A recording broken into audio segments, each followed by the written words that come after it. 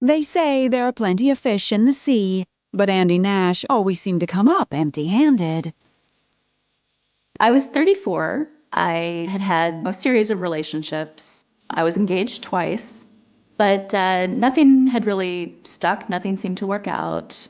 So by June of 2008, the Minneapolis local decided she was done fishing in shallow waters.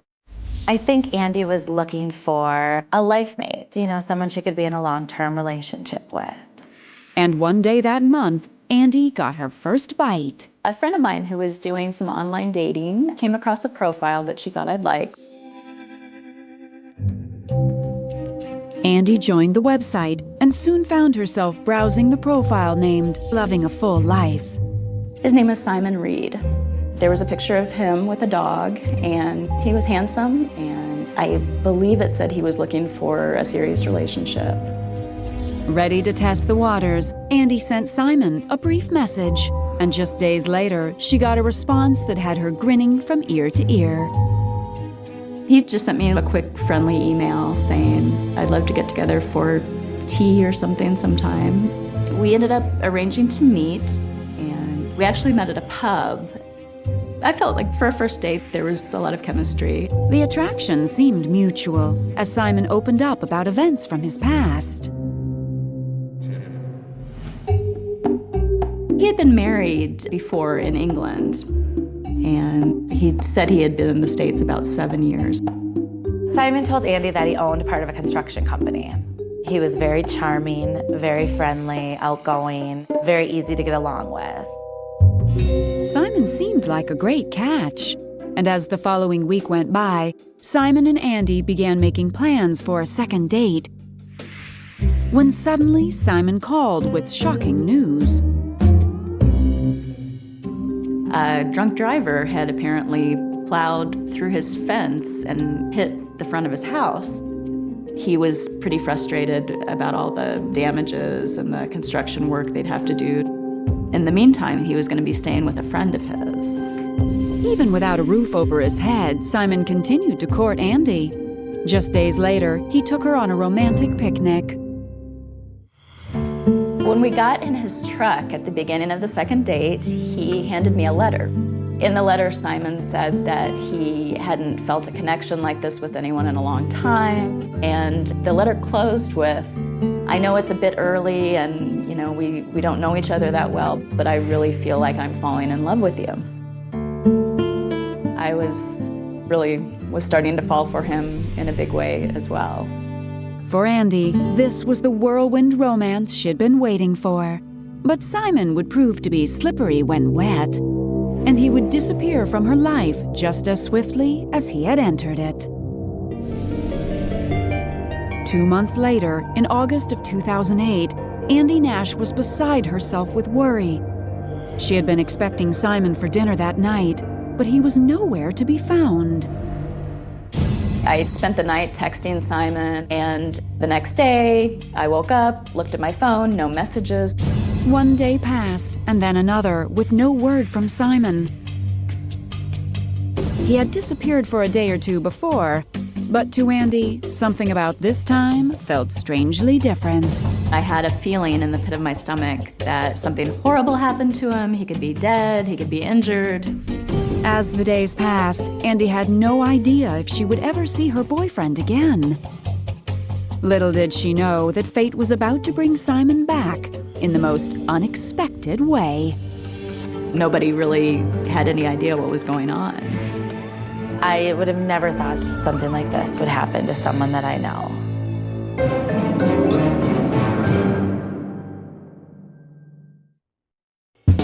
In June of 2008, 2 months before Andy Nash's boyfriend Simon Reed went missing, her relationship with the handsome Englishman was in full swing. The relationship with Simon was progressing really fast. He was right there with me, and he was always saying, how happy he was and how excited he was to have met me. Simon seemed nothing short of perfect, and Andy delighted in showing him off to her close friends. I thought he was completely charming, very outgoing, just an all-around, genuine, nice guy. Andy looked forward to a summer of love, And as the 4th of July weekend approached, Andy and Simon made plans to see the fireworks. But that evening, when Simon didn't show up, Andy became concerned. Andy was worried, and she was kind of upset. She was afraid something happened to him because it was so out of character for him not to call. I didn't hear from Simon until the next day. He called me, apologized profusely, and said that he actually had had an accident at the work site. He had fallen from the roof of a building he was working on, and he had to go to the emergency room. Although initially upset, Andy felt her anger melt away as Simon pleaded for her forgiveness. I felt bad for him. I was like, I'm sorry I was so angry about it. I'm sorry that I overreacted. And if Simon felt the need to apologize further, he let his wallet do the talking. One day Simon showed up at my apartment and said, I would like to take you shopping today.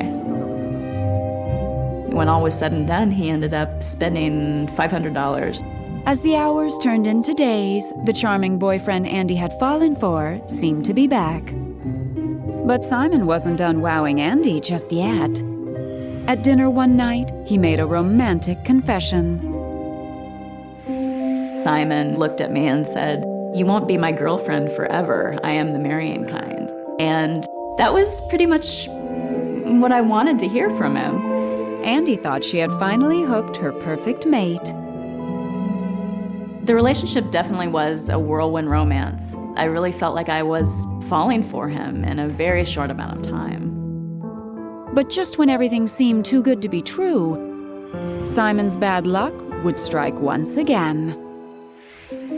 Simon called me one day. He was frantic. His dog had just been hit by a car, and he was rushing his dog to the vet, just called me so I would know what was going on. A dog lover herself, Andy understood Simon's heartache.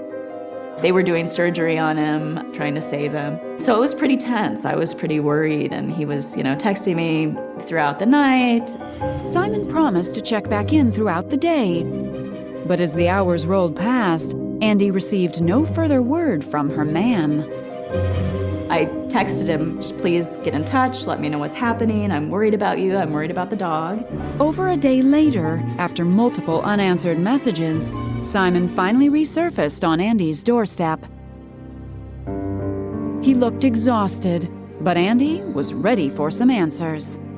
I was pretty angry, and he was like, wait, back off a little bit. I can't handle being yelled at. I've had a horrible few days. And I said, look, I don't like you going silent like this. It kind of makes me panic. Simon was very apologetic when Andy told him that he needed to communicate better. And, of course, he promised he would do so. Simon Reed appeared to be a man of his word. But sometimes promises are impossible to keep. I had no idea where he was. I didn't know what had happened. I just felt completely used. We all had our own suspicions that something wasn't quite right.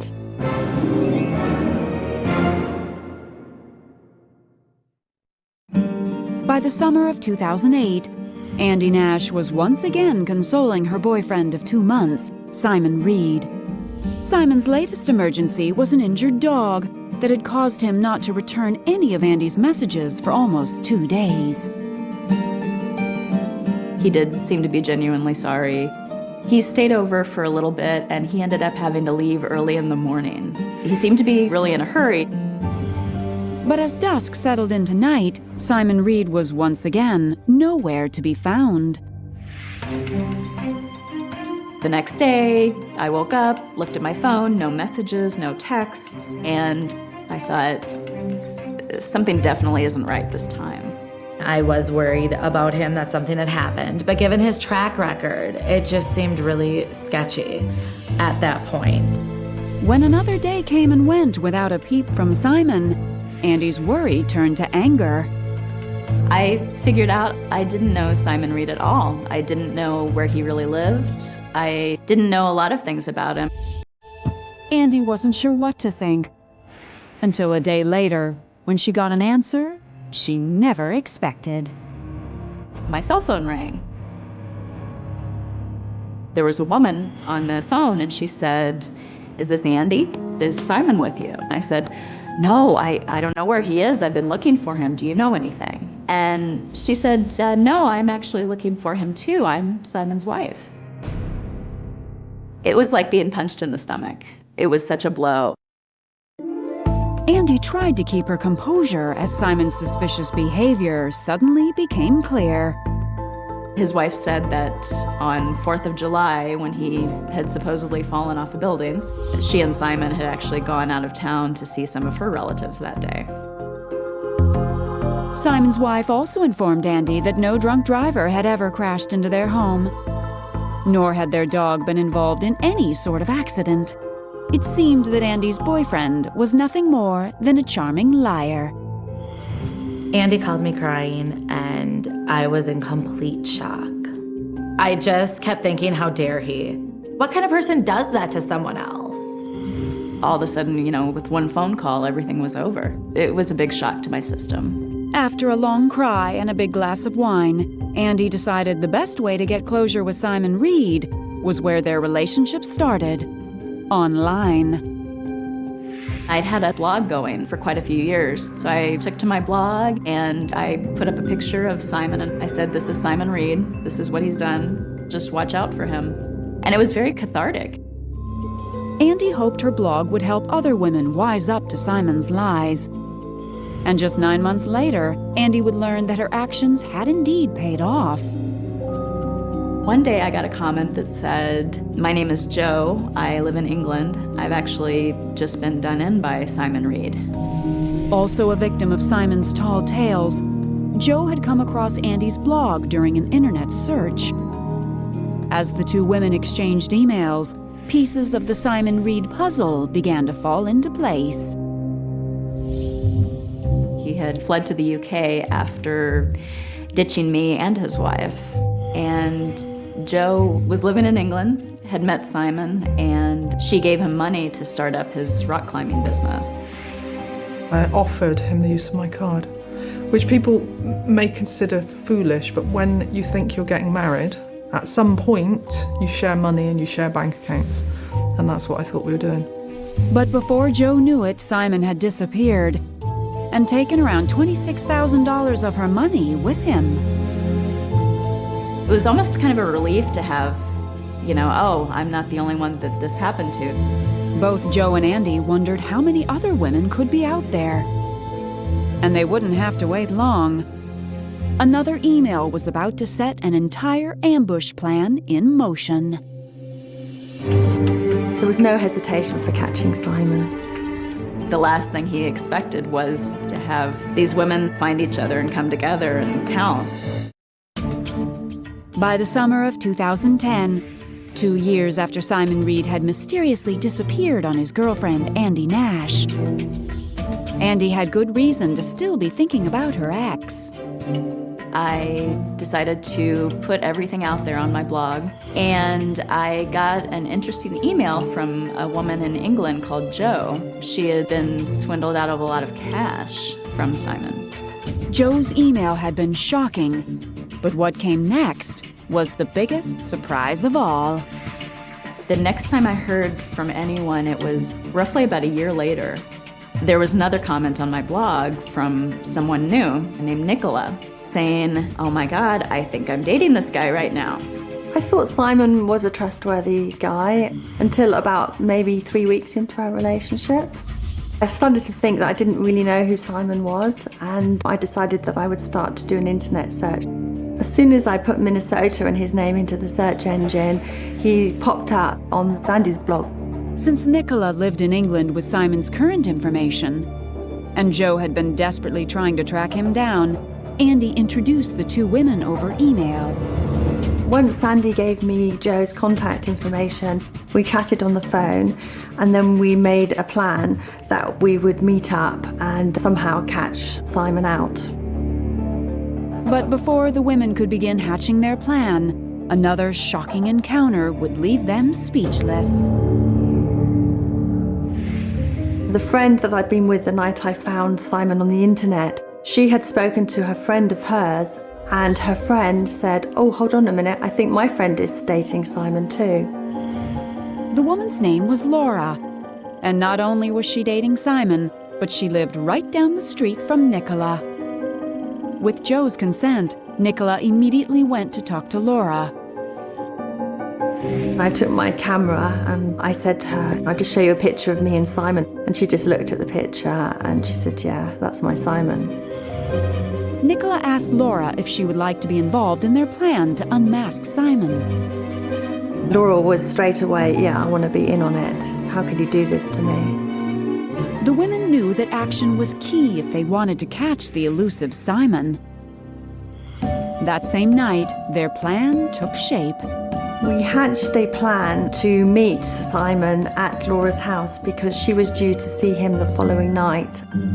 Nicola then arranged for a journalist friend to videotape the entire confrontation. I was kind of wishing that I could be there too. It sounded very dramatic and exciting. On August 5th, 2010, the women gathered at Laura's house in nervous anticipation of Simon's arrival.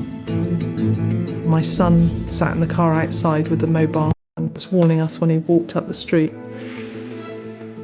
Simon came in, I think he generally just let himself in, and she greeted him, with a normal kiss and, how's your day, darling? And she asked him to go through and put the kettle on. But as Simon came through the kitchen door, he got the surprise of his life. As he saw me, he just stops in his tracks and just said, oh, hello. Hello. And then the cameraman said, is there anyone else that we should know about? And Simon said no. And then he heard footsteps behind him and he turned around to see Joe.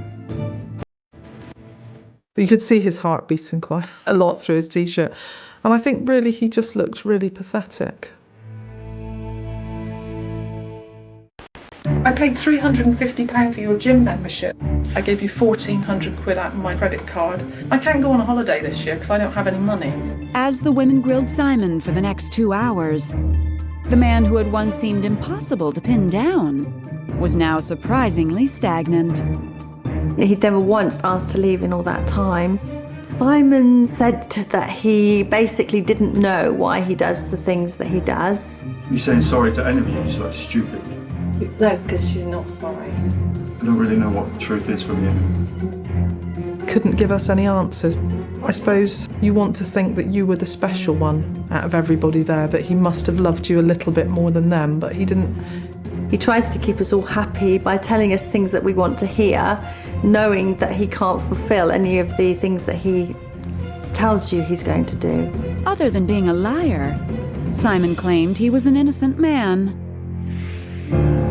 Simon actually asked after the 2 hours for the police to be called. I think at that point, are the police coming? I think Simon was willing to turn himself in because possibly all of his lies had come out. I don't go into it to harm people. You do. I don't. And I think probably at that point, he didn't think he'd actually done anything legally wrong. But Simon Reed was wrong. The video evidence showed him confessing to borrowing money from Joe with the promise to pay her back from investments he never really had. Police immediately arrested Simon and charged him with fraud.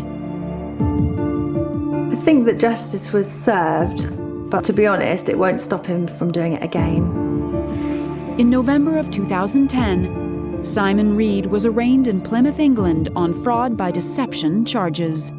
And in March of 2011, he was sentenced to 30 months in jail. Thousands of miles away, Andy Nash felt a sense of closure. I feel that it's a just punishment. I can say that I hope he learns a lesson from it, but I don't really know if that's possible.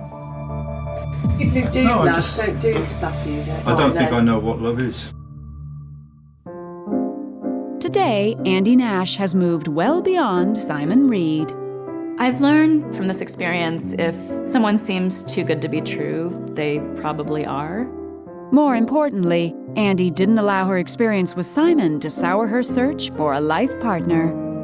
I'm with a man now he's wonderful, he's charming, he's nice, but most importantly, he's not married. Across the pond, Simon's other ladies have also moved forward. I fought the credit card company. In the end, I probably lost about £5,000, so that's not as bad as 17,000, which is what it was. I think the good things that came out of this, karma can catch up with anyone, so be careful.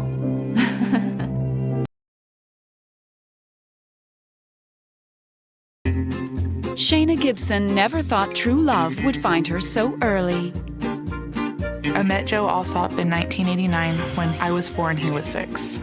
He lived only 8 doors down from me and we became best friends. Growing up outside San Antonio, Texas, Shayna and Joe spent their summers playing games and riding bikes till dusk. Joseph lived in Oregon with his dad and he would only come down on summer breaks. But all good things must come to an end. And in June of 1997, 12-year-old Shayna received disappointing news.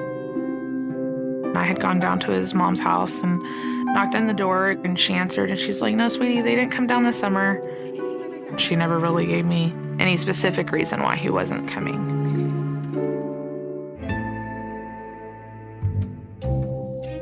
Shayna missed Joe, but just 1 year later, in the spring of 1998, Joe returned to Texas, and this time he was there to stay. But by Shayna's freshman year in high school, the once solid friendship had drifted apart. Joe started changing as far as falling in with the wrong crowds and just hanging out with the wrong people. So in December of 2002, after Joe's high school graduation, Shayna was pleasantly surprised to learn Joe was joining the Army. It seemed like the structure of the military was really what he needed in his life in order to keep him functioning right. Just as Joe departed for basic training, the childhood friendship rekindled. Meanwhile, Shayna took on the role of a lifetime when she delivered a baby boy named Zach from a previous relationship. But Joe was always there. Even if he wasn't there physically, he was always calling or writing letters, letting me know, hey, if you need anything, I'm here for you. A short time later, when Joe was deployed to Iraq, Shayna and Joe became frequent pen pals. Before long, something suddenly clicked, and the two realized their friendship had become much more. We just decided that when he came home for his leave in November that we were going to spend time together, and come to find out, right before he'd left to go back, I was pregnant. Joe and Shayna seemed to love each other, absolutely happy days. Following Joe's stint in Iraq, the happy couple threw caution to the wind. And on April Fool's Day of 2004, a 4-month pregnant Shayna married her best friend, Joe. We went to the courthouse, got our marriage license, went over to the Justice of the Peace, and 30 minutes later, we were married. As the early days of married life rolled along, the newlyweds happily anticipated the birth of their first daughter. We were very confident that it didn't matter what life brought us, that we were going to make it through it. But life was hiding some dangerous secrets. And just 6 years later, a devastating series of events would threaten the very core of Shayna's fairy tale. By June of 2010, Shayna had a sneaking suspicion something was bothering her 7-year-old son, Zach. Joe and I were fighting a lot, and I was scared that it would affect the kids. So when Zach came home from school and went straight to his room, Shayna knew it was time for an intervention. So then I just asked him, what was bothering him. And that's when he started telling me. And I knew without a shadow of a doubt, I had to believe my child. So I just picked up the phone and I called the cops. But what Shayna learned was only the first layer of deceit. Something so horrific that nothing would ever be the same again. I felt like something wasn't right, but I never would have guessed what was actually happening. I felt like I was dying all over again. In July of 2004, 6 years before Shayna Gibson would discover the unthinkable, she and her husband Joe Alsop were on top of the world. We were happy. We decided that since we were having a girl, that it should be Daddy's little girl. So we gave her Joe's initials, Jade Elise Alsop. And on August 6th, Shayna gave birth to a beautiful baby, Jade. But soon after Jade's arrival, Shayna's happiness turned to disappointment when Joe showed little interest in being a father. He would either zone out and play video games, or he'd go to a friend's house and pretty much be gone all evening long. Shayna hoped her husband was just going through a phase. But one early morning in November of 2004, Joe's detachment became outright alarming. I noticed that the baby was just having a really hard time breathing. She was gasping for air, and Joe was more concerned on being to work on time than he was about the baby not breathing or having the high fever. Shayna wasn't taking any chances and immediately drove Jade to the hospital. They didn't have an explanation as to why she wasn't able to breathe that morning. They just said she had a virus and that they were going to go ahead and send her home. Back home with her family, Shayna had high hopes her husband would start pulling his weight. But soon, Shayna's problems with Joe would take a back seat as she embarked on the worst night of her life. On January 27, 2005, Shayna Gibson headed out with a friend to run a quick errand. I peeked in the room, checked on Jade. She looked to be sleeping just fine, and so I grabbed my friend Heather, got downstairs, got the car started. But before they left the driveway, Shayna looked over to see Joe running down the stairs with baby Jade. In a state of disbelief, Shayna jumped out of the car and ran straight toward Joe. By the time I got to the end of our staircase, Joe was down in the front yard with my daughter and was performing CPR on her because she wasn't breathing. Neighbors flocked toward the chaotic scene as several people called 911. EMS arrived and they were able to recover a heartbeat. So my neighbor, she says, "You're in no condition to drive, let me take you to the hospital." When we got to the emergency room, I ran inside and I told them who I was. I didn't even get to the room where my daughter was before the doctor stopped me and said, "We tried to save her." But it was already too late. And I just remember falling to my knees and screaming, "God, why me?" Joe sat right there in that trauma room with me and just cried and held her. The night that Jade passed, she was 5 months and 22 days old. Despite her immense grief, Shayna needed answers. And in February of 2005, almost 1 month after Jade's death, her autopsy report came back from the lab. The results were inconclusive, but Shayna was troubled by one of the findings. She had the petechiae around the neck and the capillaries. Petechiae is usually seen in strangulation, lack of air movement. But when Shayna questioned authorities about her findings, she got nothing but closed doors. I said, "Can you explain some of this to me?" And he says, "Well, we've already ruled her death undetermined causes." He says, "There's really been no conclusion of foul play." It seemed that Jade's file was closed for good. And as Shayna's unanswered questions only fueled her despair, Joe's behavior made things even worse. I needed him to understand why I was hurting.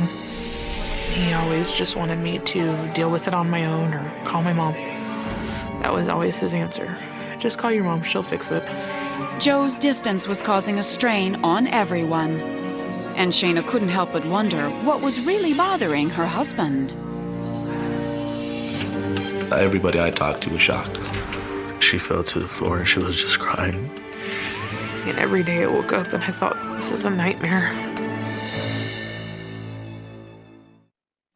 In the spring of 2005, Shayna Gibson's heart was broken after the sudden death of her 5-month-old daughter, Jade. I was helpless. Nobody knew how to help me. Nobody could give me the hope that one day I might find out what happened to her. To make matters worse, Shayna's husband and Jade's father, Joe Alsop, seemed to be grieving very differently, if at all. Joe felt very cold to me, almost like he didn't have a heart anymore. He didn't know how to feel. The intimate nights between Shayna and Joe had become few and far between. So in late April of 2005, Shayna wasn't at all prepared to learn she was, once again, pregnant. I was devastated because I thought, how do I handle a child after just losing one? That same day, Joe left for Iraq on his third tour, and Shayna and her son, Zach, moved home to be closer to Shayna's mother. I felt like he was gone and I didn't have any family up there to support me. In November of 2005, Shayna delivered a baby boy named Joshua. 4 months later, Joe returned from Iraq to meet his son for the first time. Shayna desperately wanted a renewed family with her husband at the helm, but her dreams were soon dashed. We fought constantly. I just thought, it's just another rough patch. Marriages have these, and we'll get through it. In June, Joe's 4-year commitment to the Army was up, and when it came time for re-enlistment, he decided to part ways. But as the months went by with no sign of Joe looking for work, Shayna could feel her marriage slipping away. And in the summer of 2006, she would finally understand why. Zach was 3 years old, and he just told me, he says, "Mommy, while you're at work, this blonde lady comes to see Daddy." When she comes over, I get told to go play in my room, and her and Daddy go in y'all's room and shut the door. Shayna immediately confronted Joe, who insisted that it was all make-believe. Joe just stated, he's a child. He's gonna make up stories. Shayna decided that Joe deserved one last shot. And in early 2007, Joe came through for his family when he landed a new job. I felt very relieved because I thought he's gonna start being the husband that he was when I married him. He's gonna start being the best friend that I had growing up. But just weeks into the job, Shayna received a surprising phone call. I got a call from his boss one night saying that Joe would not come in or clocked in yet. And I told his boss, I said, well, he left here at 9:30 to come to work, so I don't know why he's not there yet. Since Joe had the family car, Shayna called her friend Amy for help. So we started driving by friends' houses that I thought he might be at instead of going to work until I ran across one friend's house that we used to go to school with. And there was my car in her driveway. I was done. I said, that's it. I was kind of hoping that he would be better than that, but unfortunately he wasn't. On January 27th, 2007, exactly 2 years after Jade's death, Shayna kicked Joe out for good. Over the next 2 years, Joe re-enlisted in the military and was deployed once again to Iraq. As Shayna continued with the separation, she met and started dating a caring man named Joshua. But in June of 2010, Shayna's fairy tale would take another unthinkable turn. One afternoon, when her 7-year-old son Zach came home from school visibly upset, Shayna decided to confront him. He just told me that someone had touched him, and he just started crying, and he was just like, "Mommy, when you were working, Daddy Joe would do this to me." I was shocked. I didn't know how to feel. If Joe had molested Zach, Shayna wondered if her other children had been victims of the same heinous crime. And if Joe was capable of assaulting his own stepson, what else could he possibly have gotten away with? Jade immediately came to mind. I said, I want my daughter's death investigation reopened. Shayna felt the blood drain from her face as she picked up the phone and dialed 911. To me, this seemed to be a very heinous crime. I just heard Shayna yell, "I want that bastard to get the death penalty." If you have a story of marriage gone wrong and would like to appear on this series, go to investigation.discovery.com. In June of 2010, Shayna Gibson was heartbroken after a shocking confession from her son, Zach. The 7-year-old had come clean about sexual abuse at the hands of Shayna's ex-husband, Joe Alsop. I was shocked. I didn't know how to feel. So I just picked up the phone and I called the cops. The police department responded immediately and asked Shayna to bring Zach in for questioning. Zach was still very adamant, Daddy Joe has done this to me. So the investigators investigated Joe all summer long while he spent the rest of his tour in Iraq. The search would not be in vain, as detectives uncovered a sealed document from Joe's past. The officer told me that he was convicted at the age of 14 of sexual assault on a child. Shayna's mind was spinning. How could Joe have kept this a secret? And then Shayna remembered something from her childhood. The one summer Joe hadn't come to stay in Texas was the summer he had turned 14. He was supposed to have been registered sex offender in the state of Texas and his home state, which he never was. There are some juveniles who are able to steal their records, and sometimes that information isn't known. I was devastated. I thought, this is not the person I knew. This is not the person I married. Joe's childhood secret was now police evidence. And with Joe due back from Iraq in one short month, officers decided it was best to wait and interview him in person. When Joe came home in July of 2010, they picked him up, and Joe went without a fight. It wasn't long before Joe broke.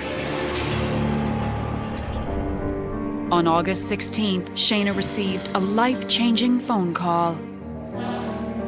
The investigator called me at like 7:30 or 8 o'clock in the morning, and he tells me Joe has written a 12-page confession on everything he has ever done to both of your boys, your daughter, and several children outside of the family. Horror set in as Shayna's mind flashed back to events from the past. Joe had confessed to sexually abusing Jade, but Shayna wondered if there could be more to his story. I think if he can do this to my children, to his own children, who's to say he couldn't kill my daughter? Just 2 days later, on August 18th, 2010, police confirmed Shayna's worst fears. He finally gave in and wrote down another confession of what he did to Jade. Mr. Alsop confessed to touching his daughter, and it started a process in which his daughter started to choke. She subsequently had her airway closed, and she basically died from not being able to breathe. After that, Mr. Alsop then put on an act of picking his daughter up, calling Shayna, saying that she needed to call 911, something was wrong. And at that particular time, 911 was called. When officers asked Shayna what punishment prosecutors should seek against Joe, she didn't think twice. I'm not an evil person, but if I could choose the right penalty for him, it would have to be death row. As the weeks dragged by, the prosecution's capital murder charge against Joe Alsop seemed riskier by the day. Given the complexity of the matter and what has to be proven in the capital murder case, we came to the conclusion that if he was willing to plea and be locked in prison without the possibility of parole for the rest of his life, that would be sufficient punishment for him. And also, that would be a way that Shayna wouldn't have to relive everything through trial. In September 2011, the prosecution agreed to drop the capital murder charge if Joe would plead guilty to 2 counts of aggravated sexual assault on a child. I went to the sentencing date, and Joe was cold. His eyes were black. He was heartless. He had absolutely no emotion. On February 28, 2012, Joe Alsop took the plea deal and was sentenced to 2 consecutive life sentences. I know that at some point I have to forgive him for what he's done. And that may take a lifetime for me to learn how to do that. Today, Shayna Gibson is moving forward with her health, happiness, and peace. I would like to be speaking out to children who have been through this, who don't know how to come forward. I mean, some of the worst stuff I can imagine, we've already been through, so it'll be pretty positive from here on out. Despite all odds, Shayna's son Zach seems to have inherited his mother's strength. And through it all, Shayna's real fairy tale has stood the test of time. Joshua is an amazing blessing to my life and to my children's lives. My life today is more than I could have ever asked for. It was a night where the London fog didn't just sit on the city, it swallowed it. February 4th, 2005. The air in the quiet borough of Celestial Silence was biting, the kind of wet cold that seeps through wool coats and settles into the marrow of your bones. Most of the street lamps on Ashburn Grove were flickering, casting long, erratic shadows that danced against the Victorian terraced houses that stood like silent sentinels, their windows dark, their occupants asleep, unaware that the safety of their suburban fortress was about to be shattered forever. This wasn't the darker side of London. This was the safe zone, the place where people moved to escape the noise, to raise families, to park their cars without fear. But safety, as the residents of Ashburn Grove were about to learn, is a fragile illusion, easily broken by the sound of footsteps echoing on damp pavement. Enter 24-year-old Chloe Bennett. Bright, ambitious. A junior graphic designer with a portfolio full of dreams and a smile that friends described as the only thing warmer than the summer sun. She had just stepped off the last train at the local station, her breath pluming in the frigid air like dragon smoke. It was a walk she had done 1,000 times. 11 minutes door to door. She knew every crack in the sidewalk, every overgrown hedge, every neighbor's car. She had headphones on, mild volume, R&B tracks from the early 2000s playing softly, but she was alert.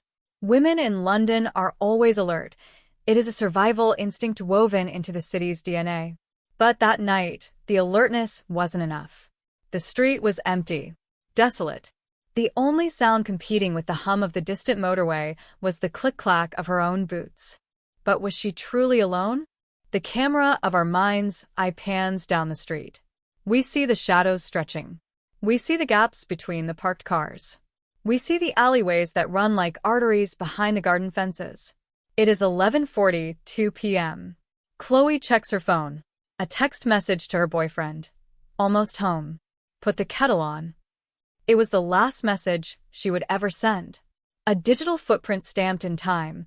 A haunting final testament to a future that was about to be stolen. As she turned the corner onto her street, the atmosphere shifted. You know that feeling. The prickle on the back of the neck. The sudden drop in the stomach. The primal brain screaming predator. She paused. She took one earbud out. Silence. Just the wind rattling a loose gate nearby. She gripped her keys, the urban dagger, lacing them through her fingers. She walked faster. Her house was visible now, number 42. The porch light was off. It should have been on. A small detail, but in the anatomy of a crime, small details are the difference between life and death. She reached the gate. She fumbled with the latch. And then movement. Not from the street, but from the darkness of the heavy shrubbery that lined the shared driveway. A blur. A rush of air. A force so sudden and overwhelming it didn't even allow for a scream. The attack was blitz style. Ferocious. Silent. The fog swallowed the struggle just as it had swallowed the street. There was no screech of tires. No shouted threats. Just the dull thud of a body hitting the earth and the dragging sound of heavy boots on gravel. And then, silence returned to Ashburn Grove. The flickering streetlight buzzed. The wind blew. And number 42 stood dark and empty, waiting for a resident who would never walk through the door again. Cut to the morning. February 5th, 6 a.m. The sun hasn't risen yet. The sky is a bruised purple. The milk float is humming 2 streets over. A neighbor, Mrs. Gable from number 44, steps out to walk her terrier. She is wrapped in a quilted robe, shivering. The dog stops. It whines. It pulls towards the gap between the houses, the narrow, shadowed space between Chloe's home and the garage. Mrs. Gable tugs the leash. Come on, Buster. The dog refuses. It barks, a sharp, piercing sound that cuts through the morning lethargy. Annoyed, She steps closer to see what has caught the animal's attention. The scream that followed tore the morning apart. It wasn't a cry of surprise.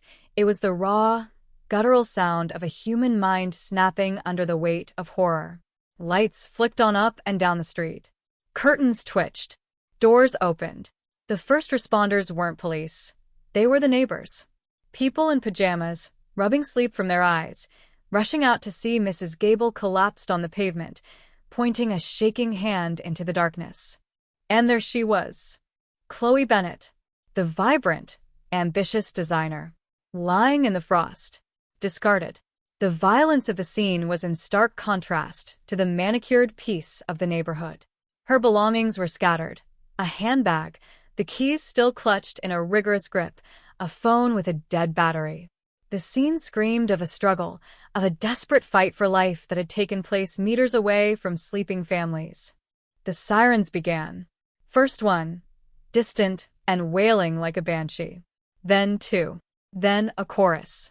The blue lights arrived, painting the fog in strobing pulses of cobalt and harsh white. The transformation of Ashburn Grove was instantaneous. Police tape, that yellow ribbon of tragedy, was strung from lamppost to hedge, sealing off the crime scene. Uniformed officers flooded the street, their breaths visible, their faces grim. They began the door-to-door knocks. Knock, knock, knock. The sound that every parent dreads. The sound that signals the end of normalcy. Detectives arrived in unmarked cars. Detective Inspector Miller, a man with tired eyes and a coat that had seen too many crime scenes, stepped under the tape. He looked at the body. He looked at the house. He looked at the street. Secure the perimeter, he barked. I want a log of everyone coming in and out. No one leaves this street until we've spoken to them. The forensic team arrived in their white suits, moving like ghosts through the garden. Flashbulbs popped, freezing the horror in high definition. They were looking for fibers, for footprints, for DNA, the microscopic breadcrumbs that a killer always leaves behind. Or so they hoped. The community stood on the periphery, a huddled mass of shock and confusion. They whispered, "It's Chloe. It's the girl from number 42. I saw her just yesterday. Who would do this? Is there a maniac on the loose?" Fear is a virus. It spreads faster than any pathogen. By 8 a.m., the fear had infected every home in the borough. Parents walked their children to school with tight grips on small hands. Commuters looked over their shoulders. The illusion of the safe zone had evaporated. The headlines were already being written in newsrooms across London. Suburban nightmare. Murder on the doorstep. Who killed Chloe? But amidst the chaos, amidst the tears and the panic, there was something else. Something invisible. A pair of eyes watching the scene unfold not with horror, but with a cold, detached curiosity. The killer hadn't fled to the countryside. The killer hadn't boarded a plane. The killer was close. Standing behind the police tape? Peeking through a blind? Consoling a weeping neighbor? The proximity was the most chilling detail of all, though no one knew it yet. The monster wasn't under the bed. The monster was next door. The investigation kicked into high gear. This was a red ball case, high profile, high pressure. The first 24 hours are critical. The golden hour. If you don't catch a lead in the first day, the odds of solving the murder drop precipitously. D.I. Miller knew this. He set up a mobile command unit at the end of the street. The mood was electric, tense. Every officer felt the weight of the city watching them. They began the grid search. Officers on hands and knees, shoulder to shoulder, combing through the grass of a local park, looking for a weapon. A knife? A blunt object? The autopsy would later confirm blunt force trauma, but the weapon was missing. Gone. Vanished into the ether. The neighbors were interviewed one by one. This is standard procedure, but in this case, it was the theater of the absurd. The police were sitting in the living rooms of the very people who might harbor the secret. They were drinking tea made by trembling hands. They were taking statements from liars and truth-tellers alike, unable to distinguish between the two. Did you hear anything, Mrs. Smith? Nothing. Just the wind. I slept like a baby. And you, Mr. Jones? I heard a dog bark. That's all. Terrible tragedy. She was such a sweet girl. The killer was likely interviewed that very first day. Think about that.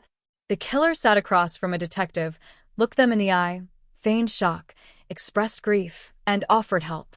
This is the psychopath's greatest weapon, the mask of sanity, the ability to blend in, to mirror the emotions of those around them while feeling absolutely nothing inside. As night fell on February 5th, Ashburn Grove was a different world. The silence was heavier now. It was the silence of a tomb. The streetlights flickered again, but this time, they illuminated the floral tributes that had begun to pile up against the police tape. Bouquets of lilies, teddy bears, handwritten notes flapping in the wind. Rest in peace, Angel. Gone too soon. The media vans arrived. Satellite dishes extended towards the sky. Reporters in trench coats stood in front of the cordon, speaking in grave tones to cameras, beaming the tragedy into living rooms across the nation. Police are appealing for witnesses, a community in shock. A manhunt is underway. But there was no man to hunt. The trail was cold before it even began. There were no footprints in the frost. The ground was too hard. There were no foreign fingerprints on the gate. The killer wore gloves. There was no DNA under Chloe's fingernails. The attack was too sudden for her to scratch, to fight back in a way that left biological evidence. It was, in the eyes of the frustrated forensics team, a clean kill. Professional? Or just lucky? D.I. Miller sat in his car, watching the rain start to fall, washing away whatever hope of physical evidence remained on the pavement. He lit a cigarette, the smoke curling against the glass. He had a bad feeling about this one, a heavy feeling in his gut. Usually, domestic murders are messy. Passion crimes are chaotic. Random muggings are sloppy.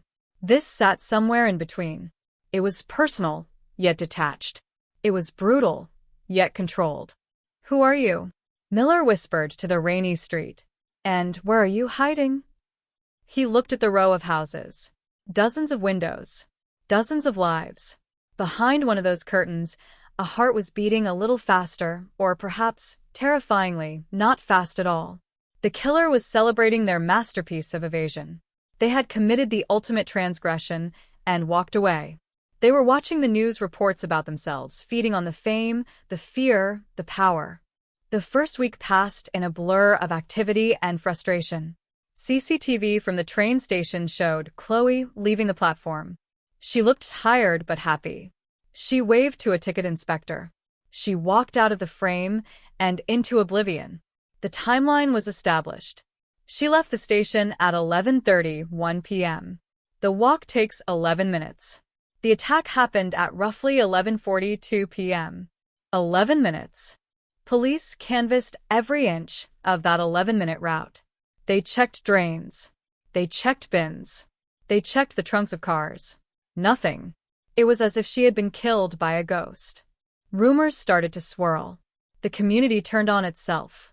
Suspicion is a corrosive acid. People started looking at their neighbors differently. Why was Mr. Henderson washing his car at 6 a.m.? Why has the teenager at number 15 stopped going to school?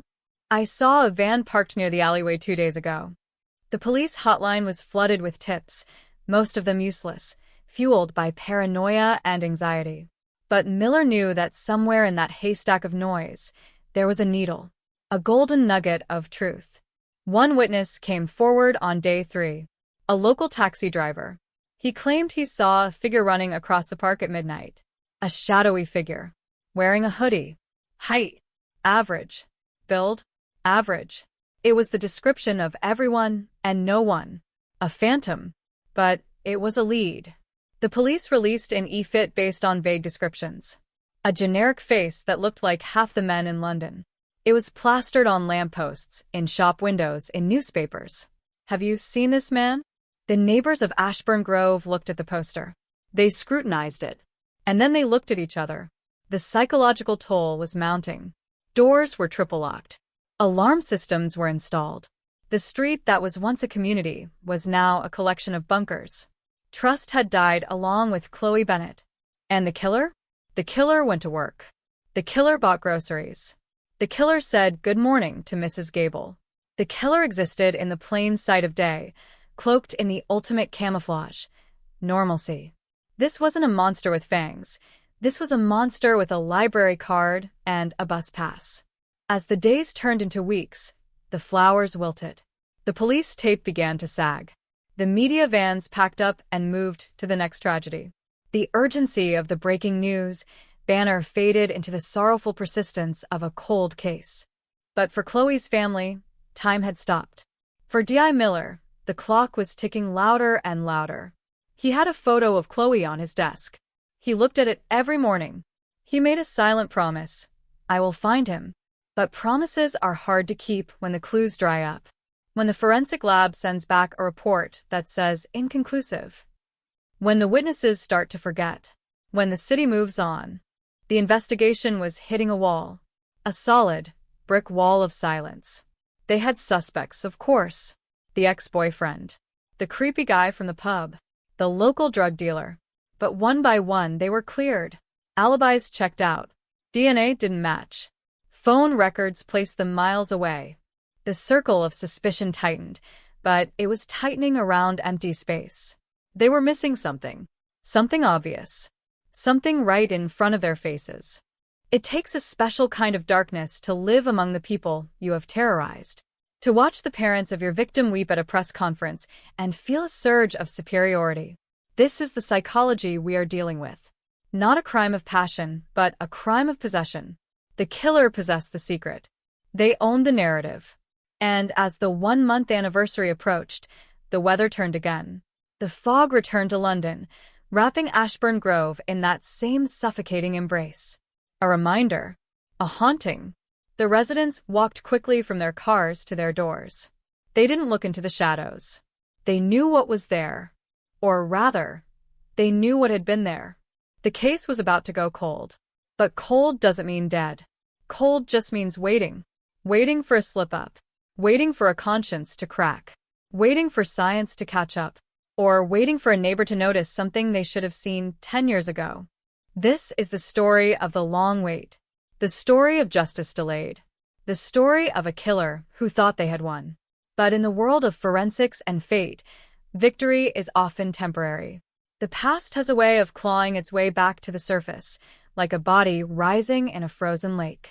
The file on Chloe Bennett was about to be moved to the bottom shelf. But it wouldn't stay there.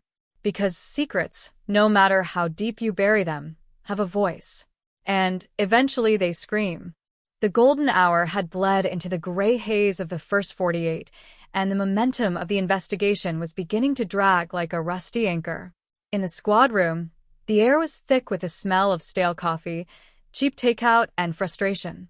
D.I. Miller stood before the whiteboard, a marker in his hand, staring at the empty space where a suspect's name should have been.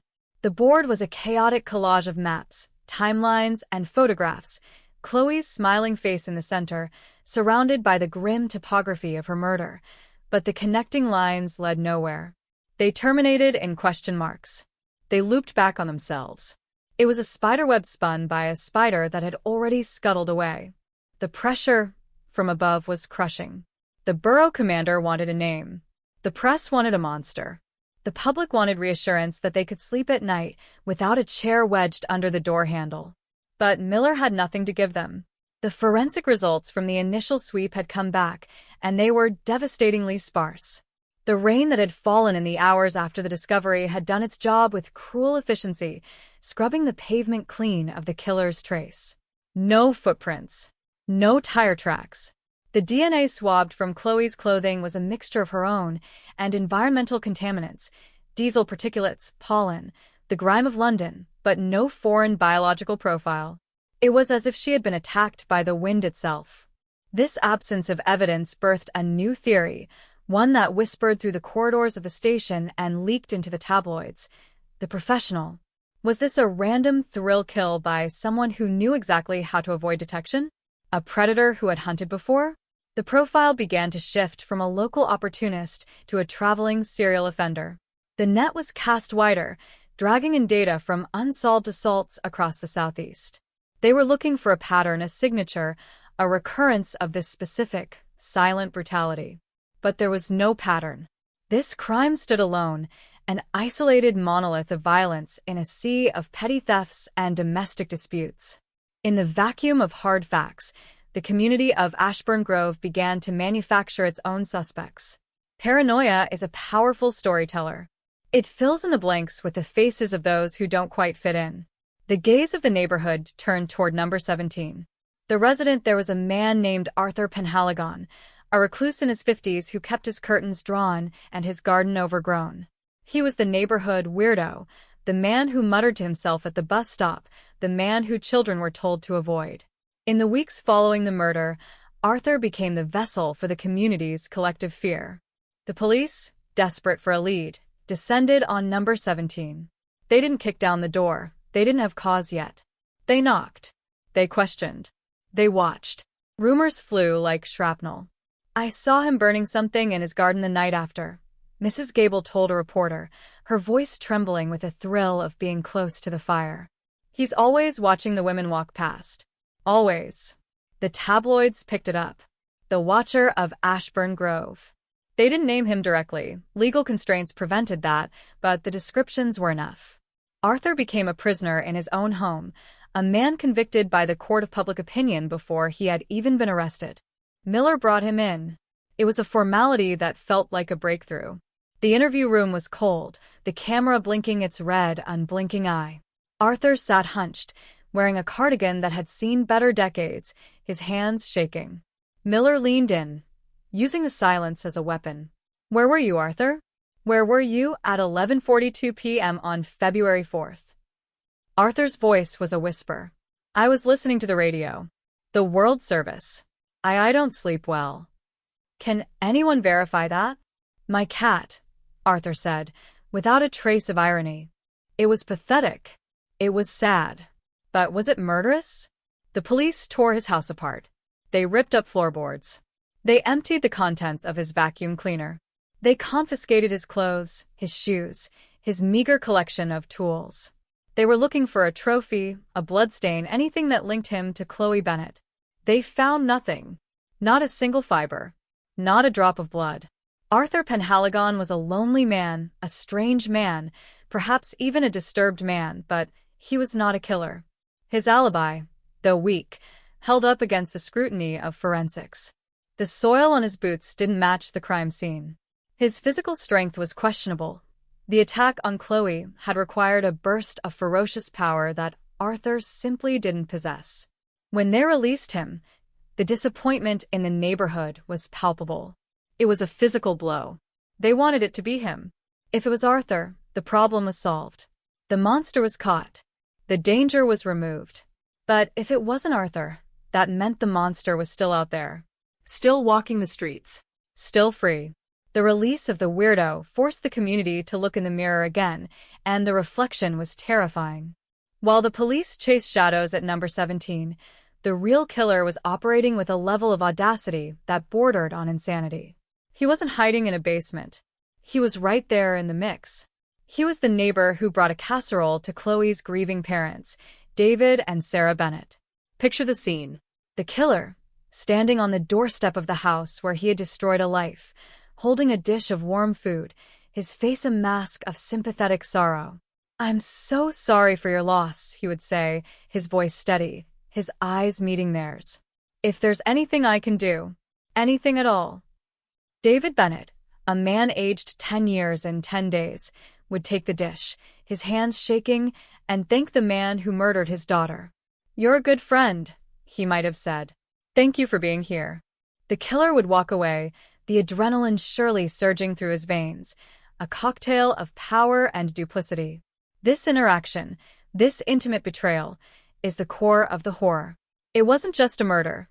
It was a mockery of the social contract. The killer was integrating himself into the grief he had caused, feeding on it, using it as a shield. Who suspects the helpful neighbor? Who suspects the man who helped set up the chairs for the memorial service? The investigation pivoted again. If not the recluse, then who? They went back to the CCTV. They watched the grainy footage of the station exit until their eyes burned. And then a glimmer. A car. In the top corner of a frame from a camera covering a nearby petrol station, a sedan passed by at 11:45 p.m., 3 minutes after the attack. It was driving fast. Too fast for a residential zone. The make and model were obscure, blurred by the low resolution and the sodium glare of the streetlights. Image enhancement experts were brought in. They sharpened the pixels. They adjusted the contrast. It looked like a dark Ford Mondeo, or maybe a Vauxhall Vectra. The license plate was a smear of white light. A partial read was attempted. L and 0, it wasn't much, but it was a lifeline. The police put out a call, tracing the vehicle. They wanted the driver. Was it the killer fleeing the scene? Or was it a witness who had seen something and was too scared to come forward? This car became the new holy grail. Checkpoints were set up. Every dark sedan in a 5-mile radius was stopped. Drivers were questioned. Were you on Ashburn Grove that night? It was a logistical nightmare, a needle-in-a-haystack search that consumed thousands of man-hours. And it was another dead end. The car turned out to be driven by a teenager who had snuck out to see a girlfriend and was speeding to get home before his parents woke up. He came forward, terrified, accompanied by a lawyer. His alibi was solid. He had passed the street, yes, but he had seen nothing. The hedges were too high, the night too dark. He was just a kid driving too fast. Another red herring. Another door slammed in Miller's face. February turned to March. The biting cold of winter began to soften into the wet misery of early spring. The flowers at the crime scene had turned to mush, a rotting pile of cellophane and dead petals that had to be cleared away by the council. It was a symbolic moment. The clearing of the shrines signaled the beginning of the forgetting. The world was moving on, but the Bennett family remained frozen in that terrible February night. Their house was a mausoleum. Chloe's room was untouched, a museum of a life interrupted. The book on her nightstand, the makeup on her dresser, the shoes kicked off by the door, totems of a ghost. The psychological toll on the detectives was mounting. Miller wasn't sleeping. He was dreaming of the case. He was dreaming of the 11 minutes. In his nightmares, he was walking behind Chloe, trying to warn her, trying to scream, but no sound came out. He obsessed over the weapon. A blunt object. Heavy, smooth, rough. The pathologist said it had a curved edge. A pipe? A bat? A wrench? Why hadn't they found it? The killer must have taken it with them. Or, and this thought chilled him, they hadn't taken it because it belonged there, because it was part of the environment. He ordered a secondary search of the gardens. Not just the surface, but deeper. They drained the ornamental pond in a neighbor's yard 3 doors down. They sifted through the compost heaps. They climbed into the attics of empty houses. It was invasive, it was exhaustive, and it was futile. The weapon, like the killer, had assimilated into the background. Meanwhile, the killer was getting comfortable. The initial panic of the investigation had subsided. He realized he wasn't being looked at. He wasn't on the radar. He was the gray man. He fit the demographic of the street so perfectly that he was invisible. He was a white male, employed, average height, average build. He paid his taxes. He washed his car on Sundays. He waved at the police patrols. He was the camouflage. He began to hoard the press clippings, a scrapbook of his own infamy. He would read the descriptions of the monster and smile. They think I'm a drifter, he might have thought. They think I'm crazy. He felt superior to the police, superior to the neighbors, superior to the victim. He had taken a life, and the world had failed to stop him. It was an intoxicating drug, and the high was lasting longer than he expected. But with that confidence came a dangerous arrogance. He started to talk about the case a little too much. At the local pub, the King's Head, he would bring it up. Terrible about that girl, isn't it? He'd say to the barman, nursing a pint. Any news on who did it? Nothing yet, mate. Police are stumped. Shocking incompetence, the killer would say, shaking his head. You'd think with all the cameras these days. It was a risky game, inserting himself into the discourse, testing the waters. But no one blinked. No one thought, why is he so interested? Because everyone was interested. Everyone was talking about it. He was just another concerned resident. His camouflage was perfect because it was made of the same fabric as the community itself. As spring bloomed, a new lead emerged from the forensic backlog. A tiny, almost microscopic trace found on Chloe's jacket. A paint flake. Blue. Metallic. Automotive grade? Or industrial? The lab technicians ran it through the spectrometer. It was a specific type of enamel used on bicycles, garden tools, and garage doors. Miller stared at the report. A blue paint flake. It could have come from anywhere. Chloe took the train. She could have brushed against a railing, a bike, a seat. But what if it came from the attacker? What if, in the struggle, she had brushed against something he was holding, or something he was wearing? Or what if she had been pushed against a surface? They returned to the street. They were looking for blue paint, specifically royal blue enamel, batch 404. It was a fool's errand, surely. But they walked the street again. They looked at fences. They looked at bikes. They looked at garage doors. Most of the garages on Ashburn Grove were painted green or white. Uniform. Neat. But at the end of the cul-de-sac, there was a renovation project. A skip. A pile of old debris. And there, half buried in the skip, was an old bicycle frame. Rusted. Bent. And painted royal blue. Miller's heart hammered. Was this it? Had the killer dumped the bike? Was the killer a cyclist? They seized the frame. They bagged it. They ran it for prints.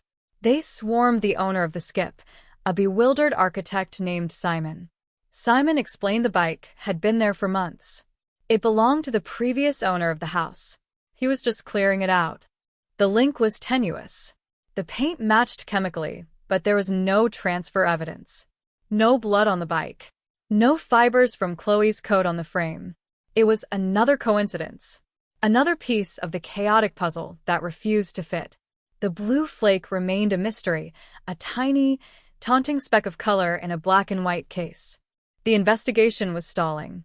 The major incident room was quieter now. Officers were being rotated off to other cases. The whiteboard hadn't changed in weeks. The photo of Chloe was starting to curl at the edges. Miller felt the weight of failure settling on his shoulders like a physical mantle. He knew what was coming next. The briefing where the superintendent would use the words scaling down. The moment where active pursuit turns into passive monitoring. But he couldn't let it go. He went back to the 999 call. Not the one from Mrs. Gable the next morning, but the logs from that night. Was there anything they missed? A noise complaint? A hang-up? There was one call at 11:50 p.m., 8 minutes after the attack. From a phone box 3 streets away. Silent. Just breathing. And then a click. They had traced it before, of course. Phone boxes are anonymous. No prints were found. But Miller listened to the recording again. He turned the volume up until the static hissed like a snake. Breathe. Breathe. Click. In the background, faint, almost subliminal, there was a sound. A rhythmic thumping. Dof dof, dof dof. Music? A car stereo? Or the bass line of a specific track? He sent the audio to the tech guys. Isolate that background noise, he ordered. Tell me what that song is. It was a long shot. A desperate shot. But if they could identify the music, they might identify the car. And if they could identify the car that was near a phone box 8 minutes after the murder, occupied by a heavy breather, maybe, just maybe, they would find the ghost who walked through walls. The tech team worked through the night. They stripped away the hiss. They amplified the frequencies. And slowly, out of the electronic fog, a melody emerged. It wasn't a car stereo. It wasn't a club track. It was coming from inside the phone box. It was a ringtone. Someone's mobile phone had rung while they were making the silent call. A distinct, polyphonic ringtone. The kind that was popular in 2005. A specific jingle. Crazy Frog? No Nokia tune? No. It was a custom tone. A specific sequence of beeps. Miller sat up straight. This was it. The electronic footprint. If they could match that ringtone to a phone model and find who owned that phone in the area. The hunt was back on. The spark had returned to the dying embers of the case. But as the police chased the digital echo, the killer was sitting in his living room, watching the same news, his own phone sitting on the armrest, silent and dark.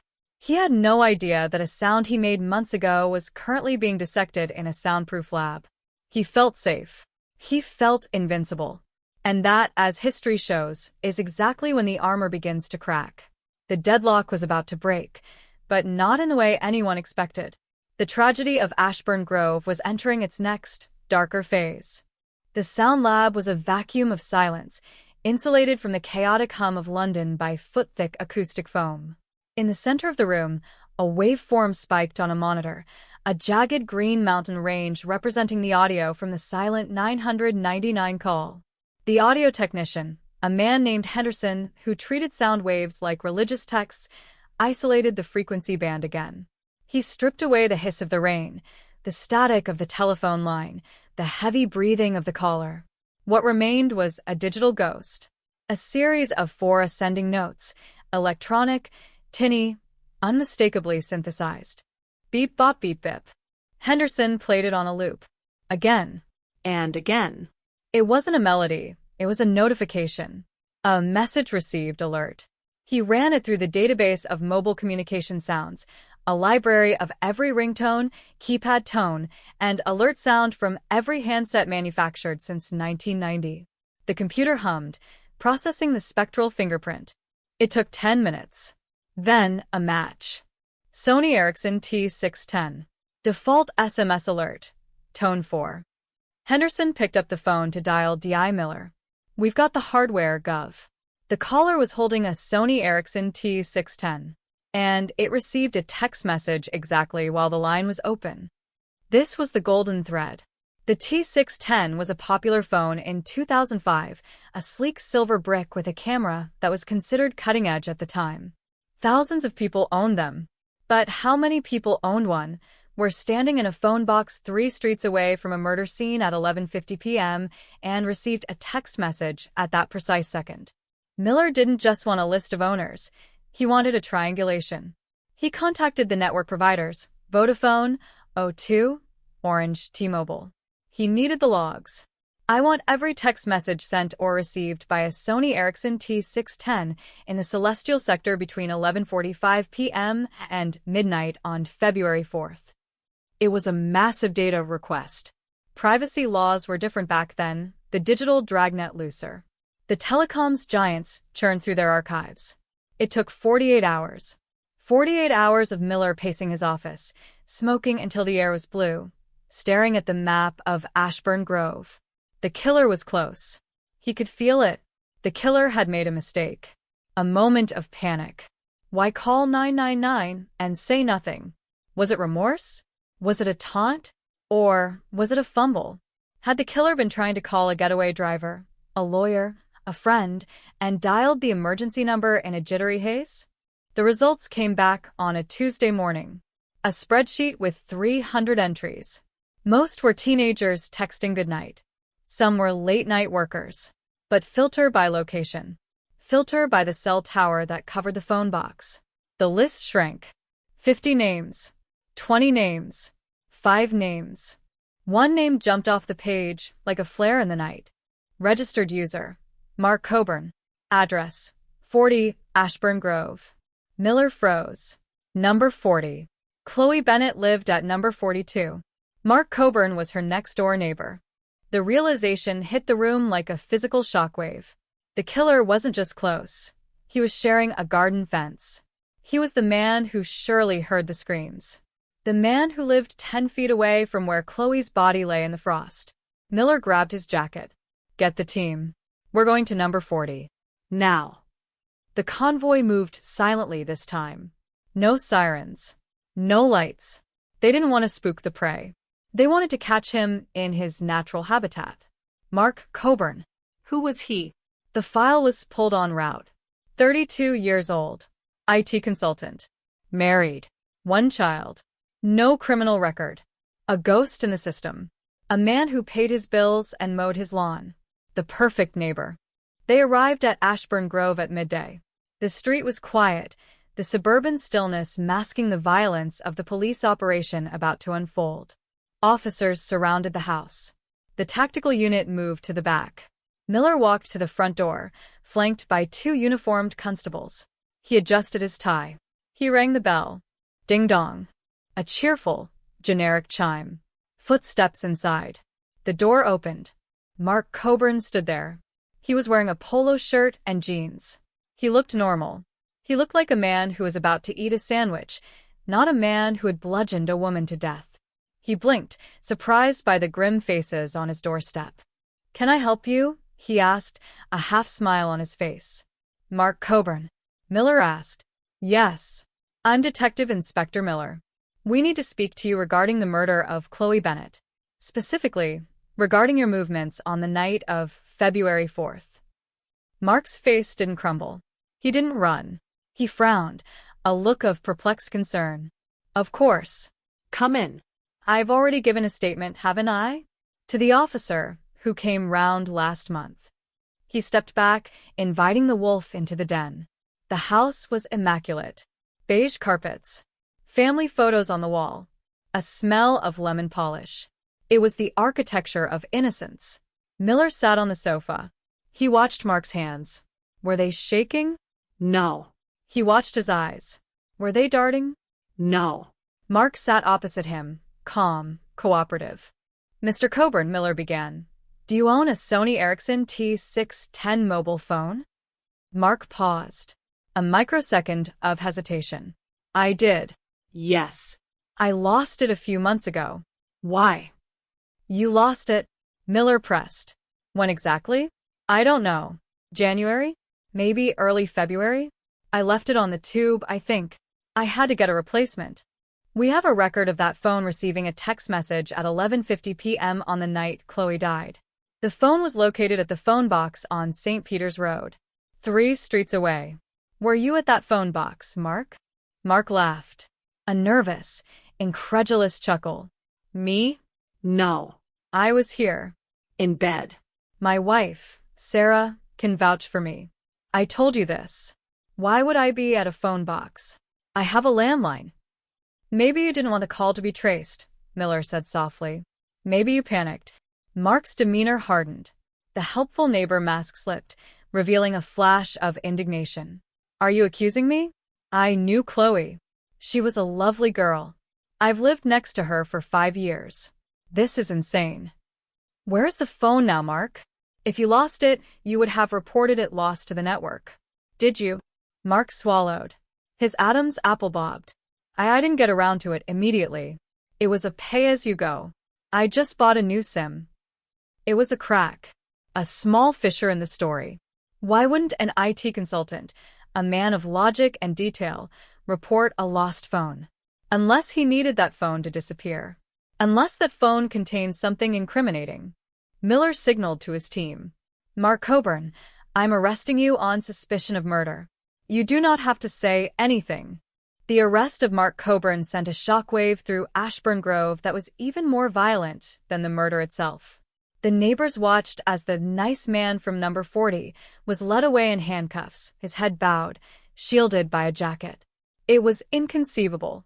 "Mark?" The guy who helped fix Mrs. Gable's fence? The guy who organized the street party for the Jubilee? It couldn't be. But the police tore number 40 apart. This time, they weren't looking for a generic weapon. They were looking for the T610. They pulled up the beige carpets. They dismantled the U-bend in the sinks. They searched the attic, the insulation itching their skin as they hunted for a piece of silver plastic. They found nothing. No phone. No blood-stained clothes. No trophy. Back at the station, Mark Coburn was in the box. The interrogation lasted for hours. Miller hammered him. "Why did you call 999? Why did you hang up? Did you want to confess?" Mark stuck to his story. "I didn't make the call. Someone must have found my phone. Or stolen it. I was in bed." "Can your wife prove you were awake?" "She was asleep. But I was there. Beside her." It was the sleeping spouse alibi. The most common and the most useless alibi in criminal history. It proves nothing. You can slip out of bed, kill a neighbor, and be back under the duvet in 20 minutes without a deep sleeper ever knowing. But then, a twist. The forensic tech, Henderson, came bursting into the observation room. He had the call logs for the T610. He had traced the text message that the phone received at 11:50 p.m. "Gov, you need to see this." The text didn't come from a friend. It came from the network provider. It was an automated balance update. Miller frowned. So, look at the tower data for the text before that. 11:30 p.m., 12 minutes before the murder. The phone wasn't in Ashburn Grove. It was pinging off a tower in central London. Soho. Miller stared at the sheet. Soho? That's 10 miles away. Exactly. Unless Mark Coburn can teleport, he couldn't have been in Soho at 11:30 and back in Ashburn Grove to kill Chloe at 11:42. The train takes 40 minutes. Driving takes an hour. The room went silent. The air went out of the balloon. If Mark's phone was in Soho, Mark wasn't the killer. Or at least, he wasn't the person holding the phone. Then who had the phone? Miller asked. I checked the stolen reports, Henderson said. Mark didn't report it. But there was a mugging reported in Soho that night. A street robbery. Victim, Mark Coburn. Miller stormed back into the interview room. He slammed the file on the table. Why didn't you tell us you were mugged, Mark? Why did you lie and say you were in bed? Mark looked up, his face pale, tears in his eyes. Because I wasn't just mugged. I was somewhere I shouldn't have been. I was with someone I shouldn't have been with. If I told you I was in Soho, my wife would know. She'd leave me. I thought if I just kept quiet, you'd never find out about the phone. An affair. The oldest secret in the book. Mark Coburn wasn't a murderer. He was an adulterer. He had lied to protect his marriage, not to cover up a homicide. The person who made the 999 call from the phone box was the mugger. A thief who had stolen the phone in Soho, taken the train or a bus to the suburbs, perhaps living nearby, and tested the phone or panicked when he saw a police car. The call was a red herring of monumental proportions. Mark Coburn was released at 4 a.m. He walked out of the station a broken man, his marriage likely over, his reputation in the neighborhood destroyed, but innocent of murder. The investigation was back to square one. Actually, it was worse than square one. They had burned a prime suspect. They had alienated a key witness. And they had wasted precious resources chasing a lying husband while the real killer sat safe in his living room, watching the circus unfold. And where was the killer? He was watching Mark's release on the news. He was laughing. A cold, dry laugh. He had seen the police swarm number 40. He had felt a moment of terror when the blue lights flashed through his curtains, thinking this is it. But then he saw them go to Mark's door. He saw them drag Mark away. And the relief was euphoric. It was a validation of his genius. He was invisible. He was untouchable. He poured himself a glass of water. He walked to the window and looked out at number 42. The Bennett house was dark. He felt a strange possessiveness over it. He looked at the spot on the pavement where Chloe had fallen. He replayed the moment in his head. The rush. The silence. The power. He wasn't finished. The thrill of the kill was fading, replaced by the thrill of the deception. But how long can a man live on a secret before it starts to eat him alive? The police were demoralized. Miller was exhausted. The file on Chloe Bennett was growing thicker, filled with dead ends and false leads. The cold case status was looming like a storm cloud. But in the debris of the failed investigation into Mark Coburn, a tiny detail had been overlooked. A detail that had nothing to do with phones or alibis. During the search of Mark's garden, searching for the phone, an officer had climbed the fence to check the guttering of the garage. From that vantage point, he had looked down into the neighboring garden. Not Chloe's garden. The garden on the other side. Number 38. The officer had noted something in his pocket notebook. A throwaway observation. Garden of number 38 extremely overgrown. Bonfire pile in corner. Smell of burning plastic. It was a note that was never typed up. Never flagged. It sat in a notebook in a locker. But burning plastic? On the night of the murder, or the days following. What smells like burning plastic? Synthetic fibers. Shoes.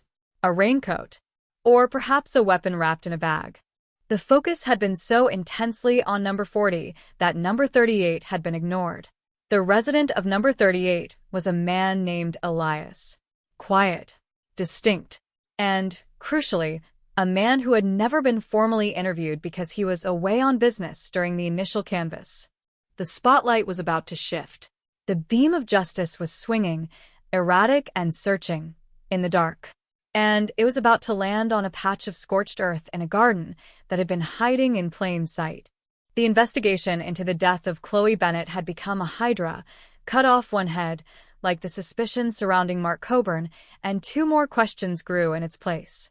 The police station was a landscape of exhaustion. The adrenaline that fuels the early days of a murder inquiry had long since evaporated, replaced by the grinding, mechanical slog of administrative desperation. In the corner of the incident room, a junior constable named Patel was performing the unglamorous task of collating the scraps, the miscellaneous notes, the door-to-door scribbles, the dead-end tips that had been filed away in the chaos of the first week. It was 11 p.m. on a rainy Tuesday. Patel was tired. His eyes were blurring. He picked up a pocket notebook belonging to P.C. Evans, an officer who had been part of the search team at Mark Coburn's house. He flipped through the pages, deciphering the hasty shorthand. Number 40 cleared. Garden secure. Fence panel loose. And then, the entry that would change the gravitational pull of the entire case. View into rear of number 38. Garden overgrown. Recent bonfire in north corner. Smell of burning plastic. Note. Occupant listed as away. Patel stopped. He read it again. Burning plastic? In a residential garden in February? People burn leaves. They burn wood. They don't burn plastic unless they're getting rid of something that shouldn't exist. He walked over to the master map on the wall. Number 38. It was the house on the other side of Mark Coburn's. 2 doors down from the murder scene. A direct line of sight to the spot where Chloe died, obscured only by a thin line of privet hedges. He knocked on D.I. Miller's door. Miller was asleep in his chair, a half-eaten sandwich on his desk. He woke with a start, eyes red-rimmed. "What is it?" "Sir, I think we missed something." Number 38. Miller looked at the file for number 38. It was dangerously thin. The occupant, Elias Thorne, had been flagged as no contact. The note said, visited February 5th, no answer. Visited February 6th, neighbor says he travels for work. Visited February 8th, no answer. Because the focus had shifted so violently to the weirdo at number 17 and then the liar at number 40, number 38 had slipped through the cracks. It was a phantom house in the middle of a crime scene. Who is Elias Thorne? Miller asked, the sleep vanishing from his voice. They ran his background. Elias Thorne, 45 years old. Divorced. Worked as a freelance structural engineer. A job that required travel, yes, but also a job that required precision, strength, and knowledge of materials. He had no criminal record. No parking tickets. He was a cipher. A man who existed on paper, but had left no imprint on the digital world. Get a warrant for the garden, Miller ordered. We're not waiting for him to come home. If there was a fire, I want to know what was in it. The team arrived at number 38 at dawn. The house was different from the others on Ashburn Grove. Where the neighbors had bright curtains and manicured lawns, number 38 had a neglected air. The paint on the window frames was peeling. The curtains were heavy, velvet, and drawn tight. It looked like a house that was holding its breath. They bypassed the front door and went straight to the back gate. They broke the lock. The garden was a jungle of brambles and wet grass, knee-high and soaking. It was a place where things were hidden. And there, in the far corner, shielded by a trellis covered in dead ivy, was the burn site. It wasn't a casual bonfire. It was a pit, a scorched circle of earth about 3 feet wide. The ash was compacted, sodden from the weeks of rain. It looked like a black wound in the green earth. The forensic archaeologist, Dr. Aris, knelt by the pit. He treated it like a sacred burial ground. He used a trowel the size of a teaspoon. He scraped away the top layer of wet sludge. It's been turned over, he murmured. Someone tried to mix the ash into the soil, to disperse it. Can you find anything? Miller asked, hovering over him. The rain is our enemy, but fire doesn't destroy everything. It just changes the state of matter. Dr. Aris sifted the black mud through a fine mesh screen. Hour after hour. Mud. Stones. twigs. And then a speck of color, a tiny, hardened globule of melted plastic. Bright yellow. Then another, a fragment of metal. A zipper pull? No, a rivet. From a pair of jeans? A bag? And then the piece de resistance, a charred, partial fragment of a credit card. It was warped, blackened, almost unrecognizable. But the embossed numbers, the raised plastic that resists the heat longer than the flat surface, were faintly visible. Not the whole string, just the last 4 digits. 4,902. Miller pulled out his phone. He called the financial liaison officer. Check Chloe Bennett's bank records. I need the last 4 digits of her Visa card. The seconds ticked by like hours. The wind rustled the dead ivy. The team held their breath. Sir, it's a match. Her card ended in 4902. The silence in the garden was absolute. This wasn't circumstantial. This wasn't a cell tower ping. This was the victim's property, burned and buried in the garden of a man who claimed to be away. Elias Thorne wasn't just a neighbor. He was the prime suspect. Where is he? Miller growled. Find him. They tracked his employment records. He was supposedly supervising a bridge repair in Birmingham. Police were dispatched to the site. The foreman shook his head. Elias? Haven't seen him in 3 weeks. He called in sick. Said he had family trouble. He wasn't in Birmingham. He wasn't on a business trip. He was off the grid. The hunt for Elias Thorne began. This was different from the hunt for the hoodie man. They had a name. They had a face. A passport photo showing a man with a sharp nose, thinning hair, and eyes that looked piercingly intelligent. They staked out the house. Unmarked cars at both ends of the street.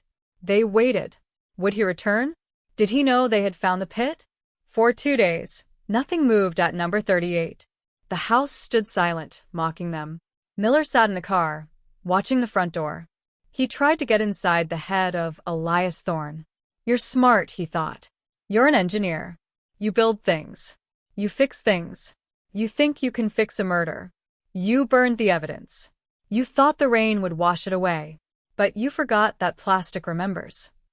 On the 3rd night of the stakeout, a car turned onto Ashburn Grove. A silver Volvo estate. Practical. Sturdy. It slowed down as it passed number 38. The brake lights flared red.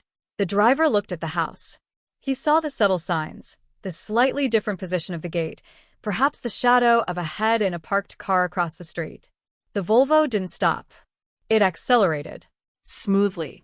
Calmly. That's him. Miller shouted into the radio. Move. Move. Move. The chase was on. But it wasn't a high-speed Hollywood pursuit. Elias didn't speed. He drove at exactly the speed limit. He used his indicators. He was driving like a man who believed that if he followed the rules of the road, the rules of the law couldn't touch him. They boxed him in at a traffic light 3 miles away. 4 police cars. Sirens wailing. Guns drawn. Driver. Step out of the vehicle. Hands where we can see them. The door of the Volvo opened. Elias Thorne stepped out. He was wearing a beige trench coat. He looked annoyed, like a man inconvenienced by a parking ticket. He raised his hands slowly. His face was a mask of icy calm. Is there a problem, officers? He asked. His voice was smooth, cultured, with a hint of condescension. They slammed him against the car. Cuffed him. Read him his rights. Elias Thorne, you are arrested for the murder of Chloe Bennett. He didn't flinch. He didn't ask who. He didn't scream, I'm innocent. He just looked at Miller with those piercing eyes and said, You're making a mistake.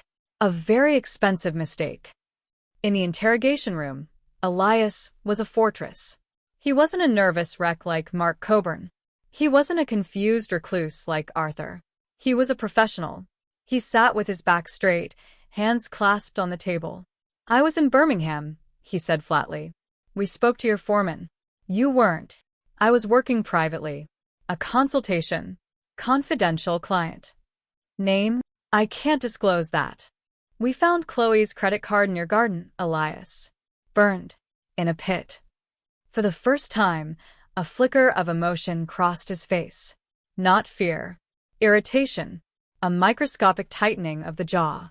My garden is easily accessible, he said. The gate latch is broken. Anyone could have walked in and started a fire. Perhaps the real killer is trying to frame me. Have you thought of that, Inspector?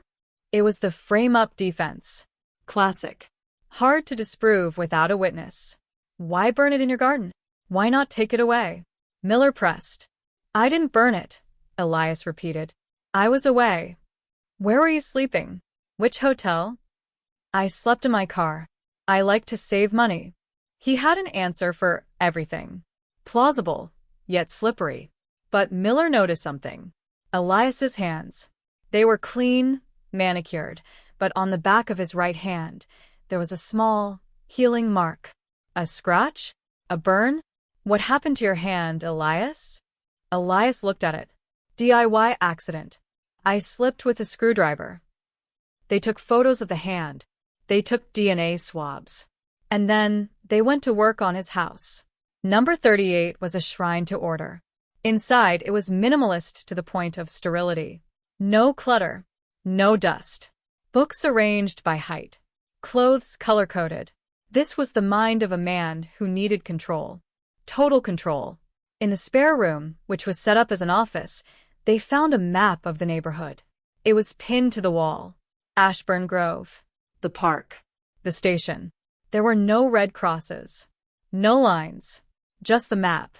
But the area around number 42, Chloe's house, was worn, as if a finger had traced it 1,000 times. And in the drawer of his desk, they found a collection of optical equipment. High-end binoculars. A spotting scope.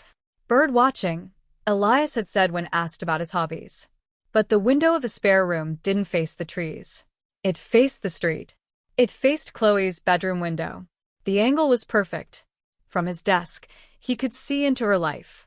He could see when she woke up, when she got dressed, when she left. He wasn't just a neighbor. He was a voyeur, a watcher in the dark. The pieces were falling into place, but they were psychological pieces, not forensic slam dunks. They had the card in the garden, yes, but Elias's defense, someone planted it, would create doubt in a jury. They needed something that tied him physically to the act of murder. They impounded the Volvo. They stripped it. In the trunk under the spare tire, they found a toolkit. Hammers. Wrenches. Crowbars. The murder weapon was a blunt object. They swabbed every tool. They used luminol, the chemical that glows blue when it reacts with the iron in blood, even blood that has been washed away years ago. The trunk lit up like a starry night. Tiny, microscopic speckles of luminescence. Someone had cleaned those tools. Someone had scrubbed them with bleach. But you can't scrub away the molecular ghost of blood. Miller watched the reaction on the monitor. He smiled. A cold, hard smile. We got him. But Elias wasn't done. He was sitting in his cell, staring at the wall. He wasn't praying. He was calculating. He knew the law. He knew about chain of custody. He knew about circumstantial evidence. He was betting on the incompetence of the system. He requested a lawyer. Not a duty solicitor. A specific name. A high-powered barrister known as the Shark. He had money tucked away. He was prepared for this day. The interrogation resumed the next morning. Elias was even more confident. The blood in the car? His lawyer interjected. Mr. Thorne cut his hand. He bled on his tools. You have his DNA. It will match. That proves nothing. It was a brilliant, frustrating countermove. The blood was likely a mix. If they couldn't isolate Chloe's DNA from the degraded, bleached sample, the defense would hold. Miller needed a witness. He needed someone who had seen Elias that night. He went back to the neighborhood. He went back to the timeline. 11:42 p.m. The attack. 11:50 p.m. The phone call, the red herring. What about 11:45 p.m.? Where was Elias at 11:45 p.m.? If he had killed her, he would have been covered in blood. He would have needed to clean up. Miller walked the route from the murder scene to number 38. It was 30 seconds. He could have dragged her? No, she was found on the street. He hit her. She fell. He ran. He ran back to number 38. He would have entered through the back gate? The front door? Miller stood at the back gate of number 38. He looked at the latch. It was old iron, rusty. He looked at the ground, the mud. He remembered the cast taken from the hoodie man sighting in the park. It was useless. But what about the floor inside Elias's house? The hallway was tiled. Slate tiles. Porous. If Elias ran in with muddy, bloody boots, he would have cleaned the floor. But slate drinks liquid. Miller called the forensics team back to the house. I want you to pull up the tiles in the hallway. I want you to check the grout. I want you to check the underside of the skirting boards. It was destructive. It was a gamble. They drilled. They scraped. And in the hairline crack between the slate tile and the wooden skirting board near the back door, a place where a mop can't quite reach, where a scrubbing brush misses by a millimeter, they found it. A dark, reddish-brown crust. A dried droplet, preserved in the dry air of the house, protected from the rain that washed the street clean. They took a sample. They rushed it to the lab. This was the Hail Mary. If this was Chloe's blood, inside his house, behind a locked door, there was no frame-up story that could explain it. The wait for the DNA results was agony. 24 hours. Elias sat in his cell, reading a book. He looked like a man on a layover, waiting for his flight. Miller paced. He didn't eat. The phone rang. Miller picked it up. His hand was trembling. Well, it's a partial profile, Gov. Is it her? It's a 1,000,000,000-to-1 match. It's Chloe Bennett. Miller slammed the phone down. He walked into the interview room. He threw the report on the table. Game over, Elias. Elias looked at the paper. He read the science. He read the probability statistics. For a moment, the mask slipped completely. His face contorted. Not into sadness, but into pure, unadulterated rage. A snarl of a predator caught in a trap. She shouldn't have been walking so loud, he whispered. Click-clack, click-clack. Like a clock. Waking me up. Mocking me. A confession? No, a justification. A glimpse into the madness. Elias Thorne wasn't having an affair. He wasn't a thief. He was a man whose need for control had been violated by the sound of a woman's freedom. He had watched her for months. He had hated her vitality. And that night, the sound of her heels was the trigger that snapped the wire. But the story doesn't end with handcuffs. Because Elias Thorne, even in defeat, had one last card to play. A card that would leave the community of Ashburn Grove haunted for years to come. He wasn't just going to go to prison. He was going to make sure the wound never healed. As they led him away, he turned to the camera of the press, looked directly into the lens, and smiled. A wide, terrifying smile. Check the patio, he mouthed. Check the patio. What did he mean? The patio at number 38? Or the patio at number 42? The investigation wasn't closing. It was about to dig up the past in a way no one was prepared for. The words, check the patio, hung in the air like a poisonous vapor, disseminated instantly by the hungry mouths of the 24-hour news cycle. It was a final act of psychological warfare from a man who knew his physical war was lost. Elias Thorne was in custody, sealed in a concrete box, but his voice was still dictating the movements of an entire police force. Ashburn Grove, already a wounded animal, was about to be flayed open. The police had no choice. A statement like that, delivered with such specific, malicious intent, could not be ignored. Was it a bluff? A waste of time designed to drain the budget and prolong the media circus? Or was it a confession to something darker, something deeper than the murder of Chloe Bennett? The focus returned to number 38. The house that had been a silent observer was now the center of a cacophony of destruction. At 8 a.m. the next morning, the heavy machinery arrived. Not the delicate brushes of the archaeologists this time, but the brutal, percussive force of pneumatic drills. The patio at the rear of Elias's house was a neat, geometric slab of gray slate, laid with the same precision that characterized his entire life. It looked impenetrable. It looked innocent. But as the jackhammers began to bite into the stone, sending clouds of silica dust into the damp air, the sound was like a machine gun assault on the nerves of the neighborhood. Rat-tat-tat, rat-tat-tat. The neighbors watched from behind twitching curtains.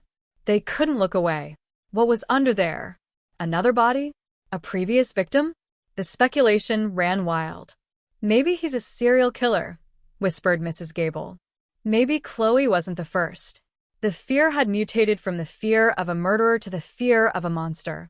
By noon, the slate was shattered. The rubble was cleared. The soil beneath was exposed, dark, compressed earth that hadn't seen the sun in a decade. The smell of damp soil filled the garden, mingling with the exhaust fumes of the excavators. D.I. Miller stood on the edge of the pit, his face grim. He watched as the officers switched to shovels. They dug carefully now, layer by layer. 2 feet down. Nothing. 3 feet down. Nothing. Was it a lie? Was Elias sitting in his cell, laughing at the sweat on their brows? Then the shovel hit something hard. Not stone. Plastic. A hollow thud. Stop, Miller commanded. Clear it by hand. They brushed away the dirt. It wasn't a body. It was a barrel. A blue, industrial-grade plastic drum, standing upright, sealed with a heavy-duty locking rim.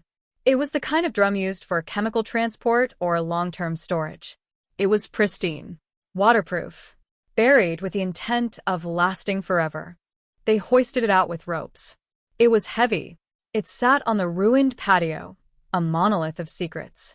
The forensic team approached it with caution. Was it booby-trapped? Was it toxic? They scanned it. They sniffed it. Finally, they popped the seal. The hiss of escaping air was audible, the breath of the past being released. Miller stepped forward to look inside. The camera of his mind zoomed in. He expected horror. He expected rot. What he saw was far more disturbing. It was an archive. Inside the drum, neatly wrapped in vacuum-sealed bags, were hundreds of items. It was a library of other people's lives. Miller reached in with a gloved hand and pulled out the first bag. It contained a set of house keys, a car key, and a photograph. He held it up to the light. The photo was grainy, taken from a distance, likely with a telephoto lens. It showed a family eating dinner. The family at number 22. The keys were clearly labeled, number 22. Back door. He pulled out another bag. A hairbrush, a lipstick, a diary, labeled, number 15. Sarah. Another. A child's teddy bear. Número 9. Bedroom. The realization hit the team with the force of a physical blow. Elias Thorne hadn't just watched the neighborhood. He had entered their homes. For years. Perhaps decades. He was the ghost of Ashburn Grove. The man who stole the keys you thought you lost. The man who moved the book you thought you misplaced. The man who stood in your bedroom while you slept, took a token, and left without a sound. This wasn't just a murder investigation anymore.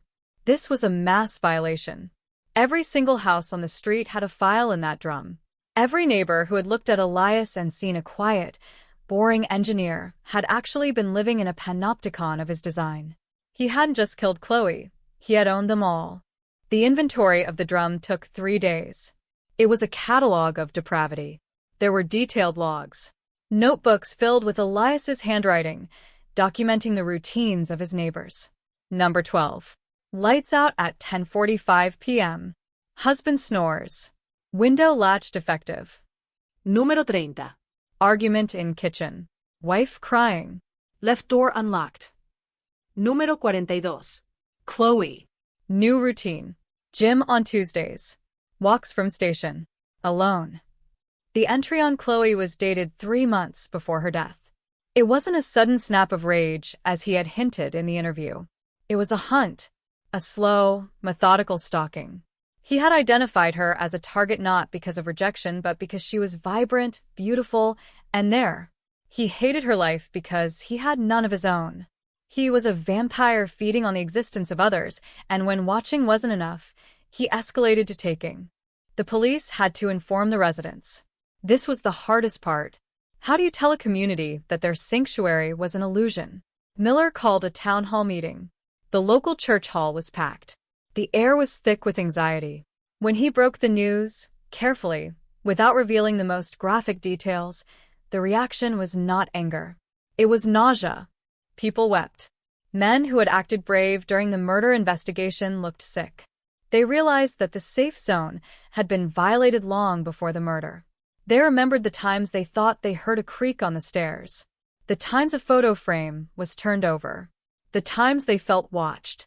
It wasn't paranoia. It was Elias. The trophy garden revelation destroyed what was left of Ashburn Grove. For sale signs went up overnight. Not 1 or 2, but 10, 12.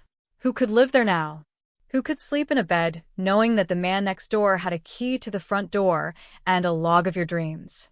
The property values plummeted. The street became a ghost town of the living, populated by people desperate to escape the shadow of number 38. Meanwhile, Elias sat in prison, stripped of his freedom but drunk on power. He knew what was happening. He knew the drum had been found. That was why he told them to dig. He wanted them to know. He wanted credit for his life's work. He wasn't just a murderer. He was a master of infiltration. His lawyer, the shark, tried to spin it. These are just the collections of a lonely man, he argued in the press. Eccentricity is not murder. Voyeurism is not homicide. But the link was there. In the bag labeled number 42, alongside the observations about Chloe, was a small, silver object. A jagged piece of metal. It was the tip of a weapon. A piece of the blunt object that had snapped off during the impact? Ballistics analyzed it. It was cast iron. Part of an antique window weight. The kind found in old sash windows. Windows that Elias, a structural engineer, restored as a hobby. The police raided his workshop again. They looked for the missing window weight. They found a set of 4 antique sash weights. 3 were intact. 1 was missing. The missing weight was the murder weapon. He hadn't buried it. He had likely dismantled it, melted it, or thrown it into the Thames. But he had kept the broken tip. The piece that stayed in Chloe's skull or fell on the ground. No, he must have retrieved it from the scene. A souvenir of the act itself. The case was now ironclad. They had the DNA in the house. They had the trophy in the drum. They had the weapon fragment. Elias Thorne was going to prison for the rest of his natural life. But the legal system is a slow beast, and Elias was determined to make it crawl. He pleaded not guilty. He denied everything. He claimed the DNA was planted. The drum was buried by someone else. The keys were stolen by a previous tenant. It was a defense of pure denial, designed to force a trial. He wanted the stage. He wanted to sit in the dock and have the world look at him. He wanted to relive the crimes through the testimony of his victims. The preparation for the trial began. It was set for the following year, 2006. The Ashburn Grove horror was the headline of the decade. The tabloids ran special supplements. They analyzed Elias's childhood unremarkable, his work history impeccable, his relationships non-existent. They tried to find the trauma that created the monster. But there was no trauma. There was no abuse. There was just a void. A man born without the capacity for empathy, who treated human beings like ants in a farm. As the months dragged on, a new, strange phenomenon occurred. Tourists started visiting Ashburn Grove. Dark tourism. People came to take selfies outside number 38. They peered over the fence at the excavated patio. They stood where Chloe died. The residents, those who hadn't fled yet, would come out to find strangers staring at their houses, pointing, whispering. That's the one where he stole the underwear. That's the one where he watched the couple argue. The community was being victimized a third time. First by the murder.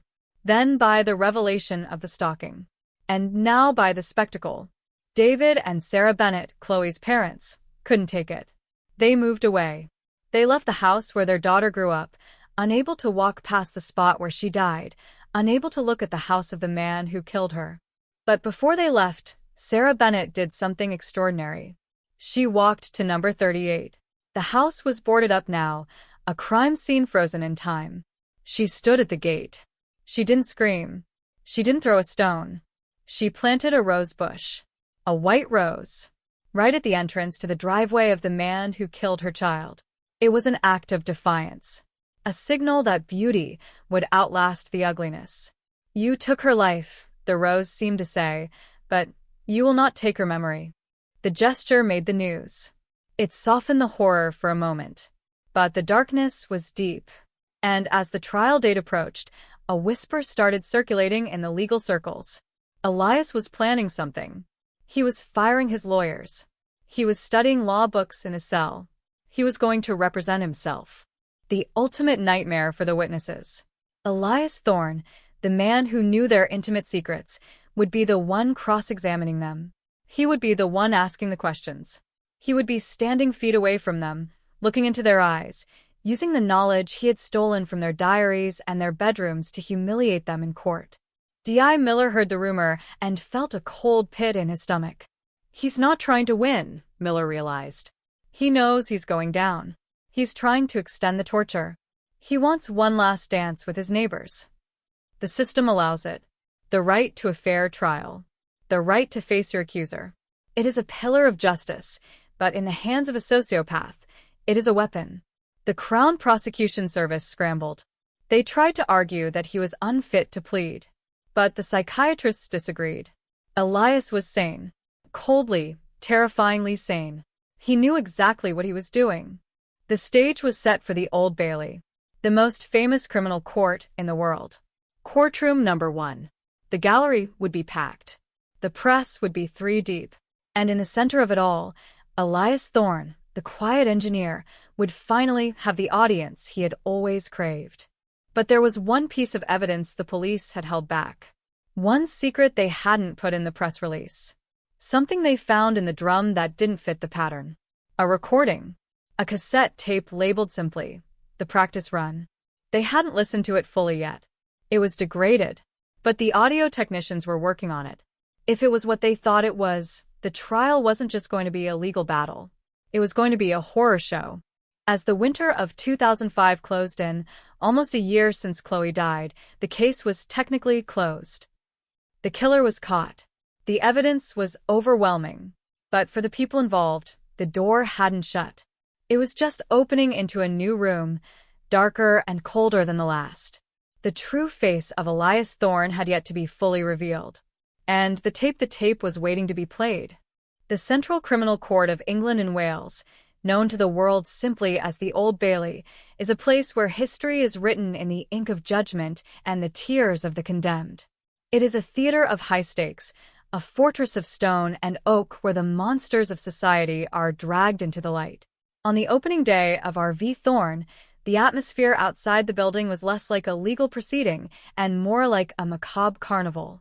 The pavement was choked with satellite trucks, their dishes tilted towards the gray London sky like eager ears. Photographers jostled for position, their lenses trained on the side entrance where the prison vans arrived. The public gallery queue snaked around the block, tourists, law students, and the morbidly curious, all desperate for a seat at the show of the year. They wanted to see him, the watcher, the neighbor from hell. Inside courtroom number 1, the air was pressurized. The wood-paneled walls, which had absorbed the secrets of murderers for centuries, seemed to lean in. The press bench was full, scribes poised with pens hovering. The jury, 12 ordinary citizens pulled from their lives to descend into this pit, looked nervous. They shifted in their seats, glancing at the empty glass-walled dock. And then, the usher's voice cut through the murmur. "All rise." Elias Thorne entered. He didn't shuffle. He didn't hide his face. He walked into the dock with the stride of a man entering a boardroom. He was dressed in a suit he had insisted on wearing, charcoal gray, crisp white shirt, a tie of deep burgundy. He looked distinguished. If you didn't know he was a killer, you might mistake him for the lead counsel or a visiting professor. He placed a stack of files on the ledge in front of him. He adjusted his glasses. He looked at the jury, not with pleading, but with assessment. He was profiling them, just as he had profiled the residents of Ashburn Grove. The judge, Justice Holloway, a man of formidable intellect and patience, looked down over his half-moon spectacles. "Mr. Thorne, you have dismissed your legal team. Do you still intend to represent yourself?" Elias's voice was clear, modulated, perfect for radio. "I do, my lord. I believe no one knows the truth of this matter better than I." The truth. It was a word he would weaponize throughout the trial. The prosecution, led by the tenacious QC Rebecca Sterling, opened the case with a narrative of pure horror. She painted the picture of the cold night, the Blitz attack, the trophy drum buried in the garden. She spoke of the DNA behind the skirting board. It was a devastating opening. The jury looked sickened. But Elias? Elias took notes. He nodded occasionally, as if agreeing with a particularly well-phrased point about his own depravity. Then came the witnesses. This was the moment everyone feared. The moment the predator would be allowed to speak directly to the prey. The first witness was a neighbor, Mr. Henderson from number 36. A retired teacher, a man of routine.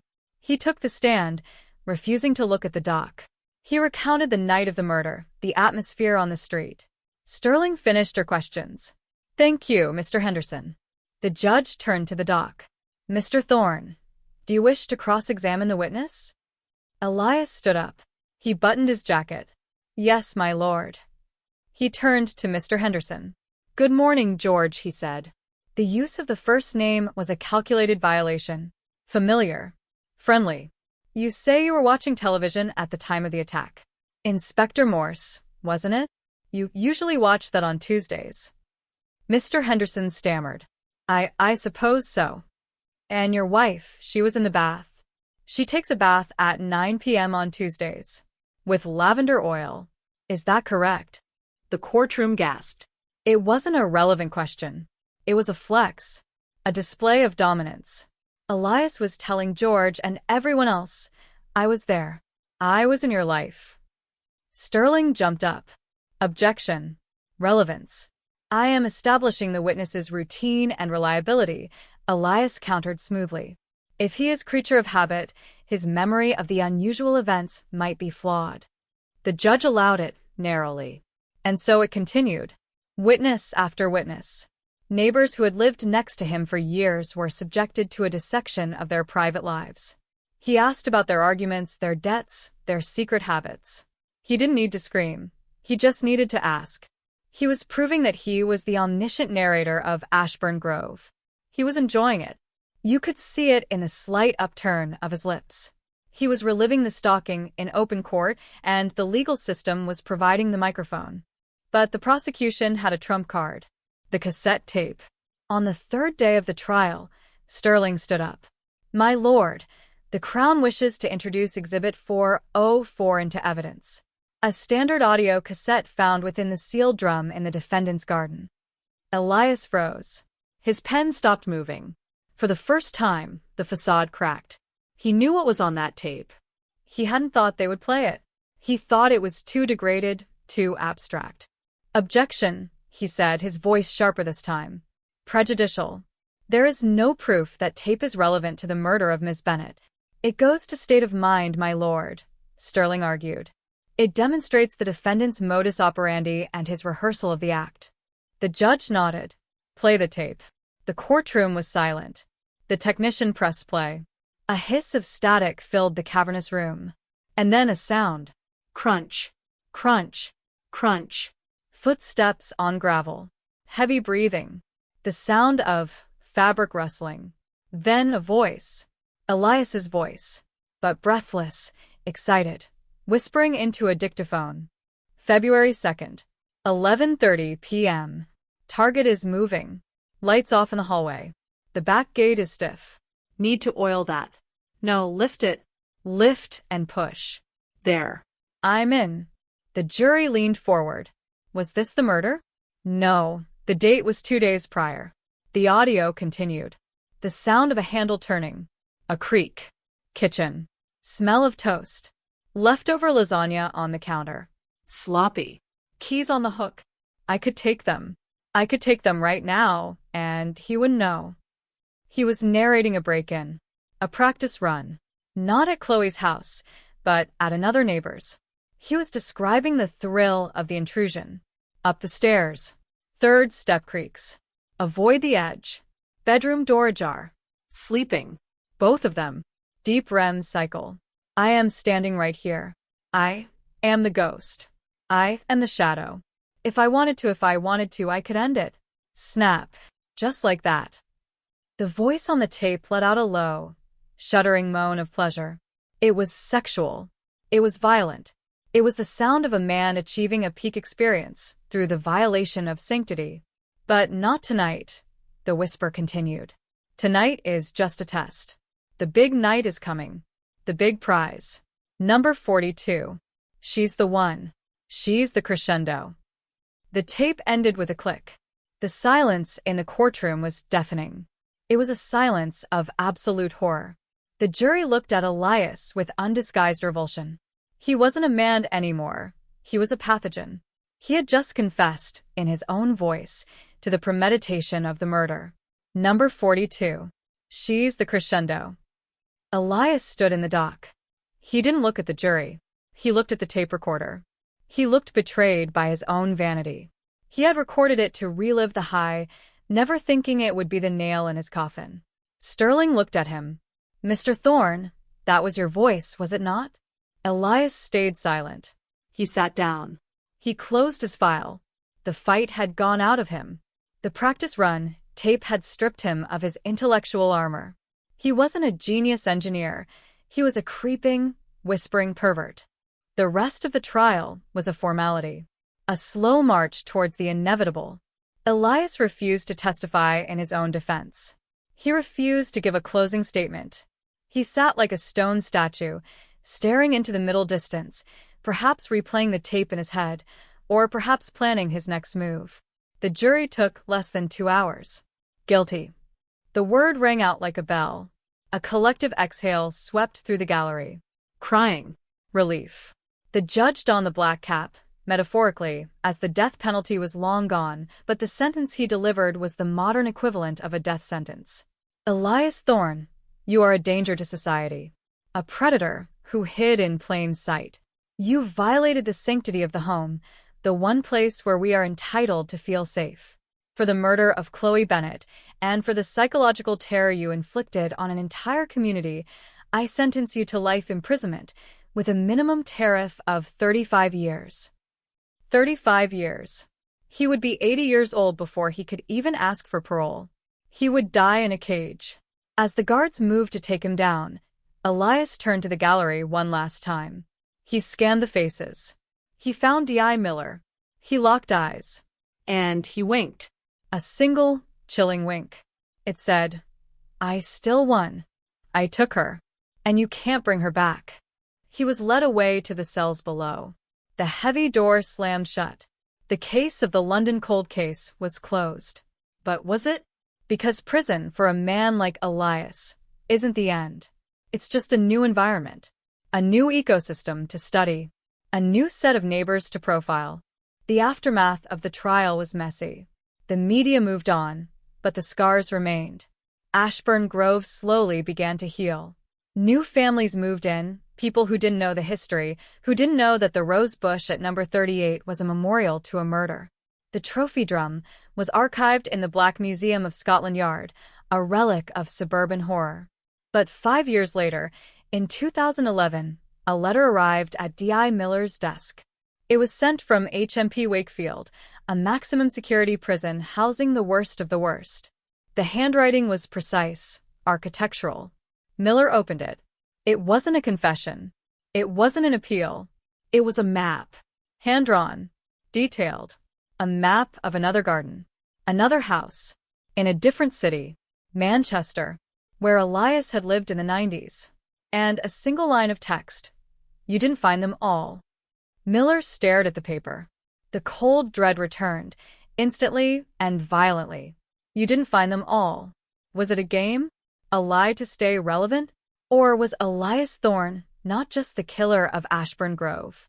Was Chloe Bennett just the end of a long, dark line? The crescendo implied a build-up. Had there been other movements in the symphony of violence? Miller, now a chief inspector, nearing retirement, had a choice. Throw the letter in the bin. Assume it's a psychopath's taunt. Or open a new file. He looked at the map. He looked at the date, 1996. He looked at the location, a student rental property near the university. He picked up the phone. Get me the Manchester cold case unit. Now. The script of Elias Thorne wasn't finished. The credits hadn't rolled. The sequel was being written from a prison cell, and the ink was poisoned. The investigation into the Manchester connection would take them down a rabbit hole so deep, so dark, that Ashburn Grove would look like a prologue. Because Elias wasn't just a neighbor. He was a traveler. And everywhere he went, silence followed.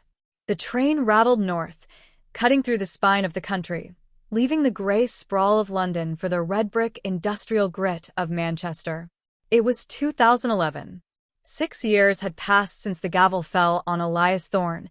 6 years since Ashburn Grove had begun its slow, painful process of forgetting. But for Detective Chief Inspector Miller, the case had never really closed. It had simply gone dormant, like a virus waiting for a trigger to flare up again. That trigger was now folded inside his jacket pocket, a single sheet of A4 paper, lined with the precise, architectural handwriting of a psychopath. You didn't find them all. The words echoed in Miller's head with the rhythm of the train tracks.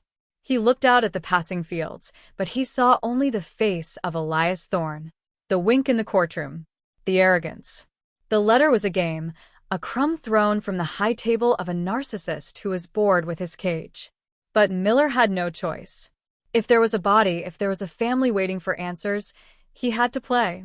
He arrived at Manchester Piccadilly Station under a sky that looked like a bruised peach. He was met by DCI Hatcher of the Greater Manchester Police, a man cut from granite, with a thick accent and a skepticism that you could peel like an onion. "So, this is the map from the London Monster, is it?" Hatcher asked, eyeing the paper as they sat in an unmarked car. "You really think he's giving us a straight lead? Or is he just jerking our chain for a day out of his cell?" "He's an engineer, Hatcher," Miller replied, staring at the rain-streaked window. "He doesn't do random. He builds things. He plans things. If he drew a map, X marks the spot. The question isn't if something is there. The question is, what the hell is it?" The car navigated the labyrinth of Fallowfield, the student heartland of the city. Rows of Victorian terraces, crammed with undergraduates, bicycles chained to railings, overflowing bins, the chaotic energy of youth. The destination was 14B, Wilmslow Road. A large, imposing house that had been carved up into student flats decades ago. "We checked the records," Hatcher said. "Thorne lived here from 94 to 97. He was working on the canal restoration project. Kept to himself. Landlord remembers him as the quiet one in the basement flat. Always paid rent on time. Never had parties." The basement flat. Of course. Elias was a subterranean creature. He liked to be underneath the world, looking up at the soles of people's feet. They pulled up. The house was currently occupied by 5 medical students. They stood in the hallway, bewildered, watching a team of officers in blue coveralls haul equipment through their front door. The police weren't there for a noise complaint. They were there to excavate the past. The basement was damp. It smelled of mildew and stale beer.